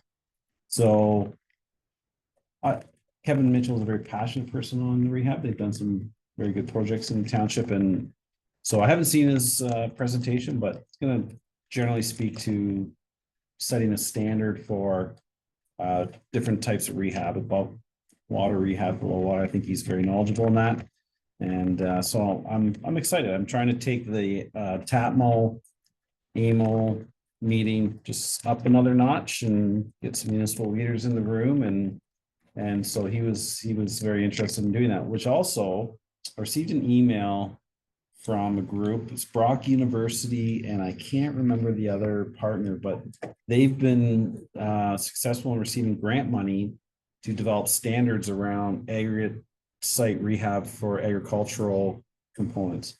And they asked if TAPMO wanted to participate.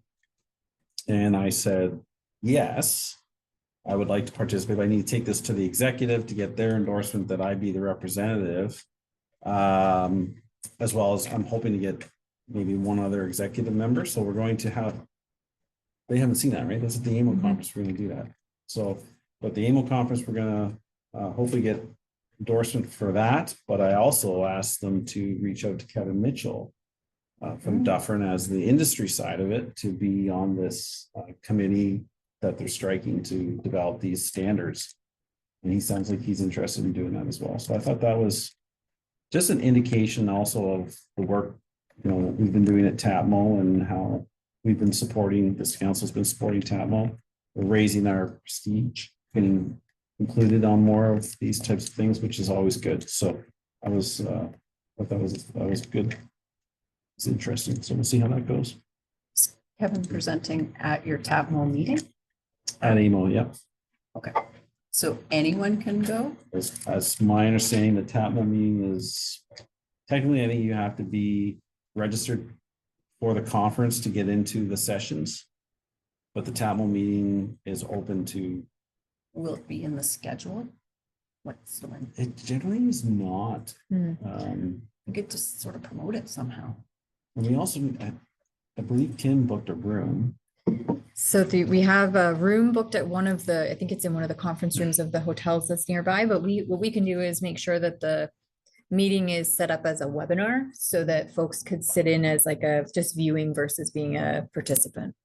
But I don't know if we can ask AMO to put it on their official app that the TAPMO meeting is there. I don't see why not. We're a session. We'll we check rent the into that, hotel. and then if not, we'll see if we can promote it in a different way. So, you know, we get consistent, decent rehab across the province. If that isn't already happening, that's good news. So I think there's, well, they're obviously wanting to develop standards because there's varying degrees of the rehabs. Any announcements from anyone else? Oh. Very briefly, we had a special Heritage Committee meeting weeks ago and noted, I believe, 26 properties that go through the heritage process for 2025. So that committee is really active. So very much looking at charting our work plan out almost 18 months now. So lots of really good work going on. Also, good, that's great news. You guys are doing a lot of work. We haven't had a meeting since the Canada Day celebrations, right? June 12th, I think was our last meeting. Right, June so- 14th. Canada Day celebration happened at PCC, started with the Optimist breakfast. I wasn't able to attend that, but I was in attendance to the fireworks. Facility looked amazing. People were everywhere. They were playing tennis, they were playing soccer. Lots of room to sit. And then the fireworks show put on by the Optimist was great. So I would ask them, can the township send a letter of appreciation to the Optimist for putting on the Canada Day celebrations? Because that would be a big undertaking for us to do ourselves. But it served a lot of Plymouth residents to come see the fireworks. We were expecting it wasn't a small crowd, but there was some talking about we were gonna get swamped because I didn't realize the city, or the Rotary Club didn't put on the Riverside one this year, so we were a little worried that we were gonna be overwhelmed, but that wasn't the case. Good crowd, good show. Everything went amazing. The fire department was there with 2 trucks at least. Saw kids crawling all over it and moving stuff, and so very good. So I appreciate if the township could send a letter. I reached out to Greg Allen directly through my email and thanked him. One thing I did float with them, and I asked them to put in for a grant application for the cost of fireworks. It's very significant. They sometimes go around with a hat to try to collect donations. That's challenging. You don't have a shirt on saying you're Optimist. Anyways, I feel that council should consider, if the grant application comes in, that we cover that cost, as it served a ton of Plymouth residents. So hopefully they take the guidance and put that application in, but I look forward to those conversations during the budget process. I think that's it, man. I'm hoping I'm not going to remember anything more. A lot going on. Anybody else have any announcements? Oh, the fall fair. The fall fair is a go. The antique tractor pull is going to be a go on the Friday. As I believe Public Works just completed few refinements to the pull track due to the request of the Agricultural Society. So thank you, Mike. Again, the facilities look amazing. I don't know if the township will be able to put out, are they one of the groups that we support? Through Mr. Chair, we have assisted them with their sort of pamphlets in the past, and I think council approved that for us to assist with printing and all that stuff. So, and also soccer has played their first match and had practices on the lit field. So I believe that's a go now. It's in use after, there's some challenges with that. So it's up and everything's starting, the pieces are starting to come together. But again, the facility looks amazing and doing a great job there. So, sure. All right, that's it. We were in a second to see those announcements. You don't have that? No, good. All right. Where did my page go? Don't have them. Just don't need a mover for that. Good. We don't have them. Closed session's done. Business arising from the closed session. Yeah, your business. No, There is, save it. you look like you're anticipating this part like real bad. Confirmatory bylaw. okay, that the following bylaw be read 3 times and finally passed in open council. Bylaw 2024-050 being a bylaw to confirm the proceedings of council for the corporation of the township Plymouth Lynch at its meeting held on the 10th day of July 2024. Over in a second, please. Councilor Spools. Councilor Hurst. All in favor, please. Carried and adjournment. Council hereby adjourns at 5:28 p.m. Councilor Bailey and Councilor Spools. All in favor? Carried. Thank you for sticking it out.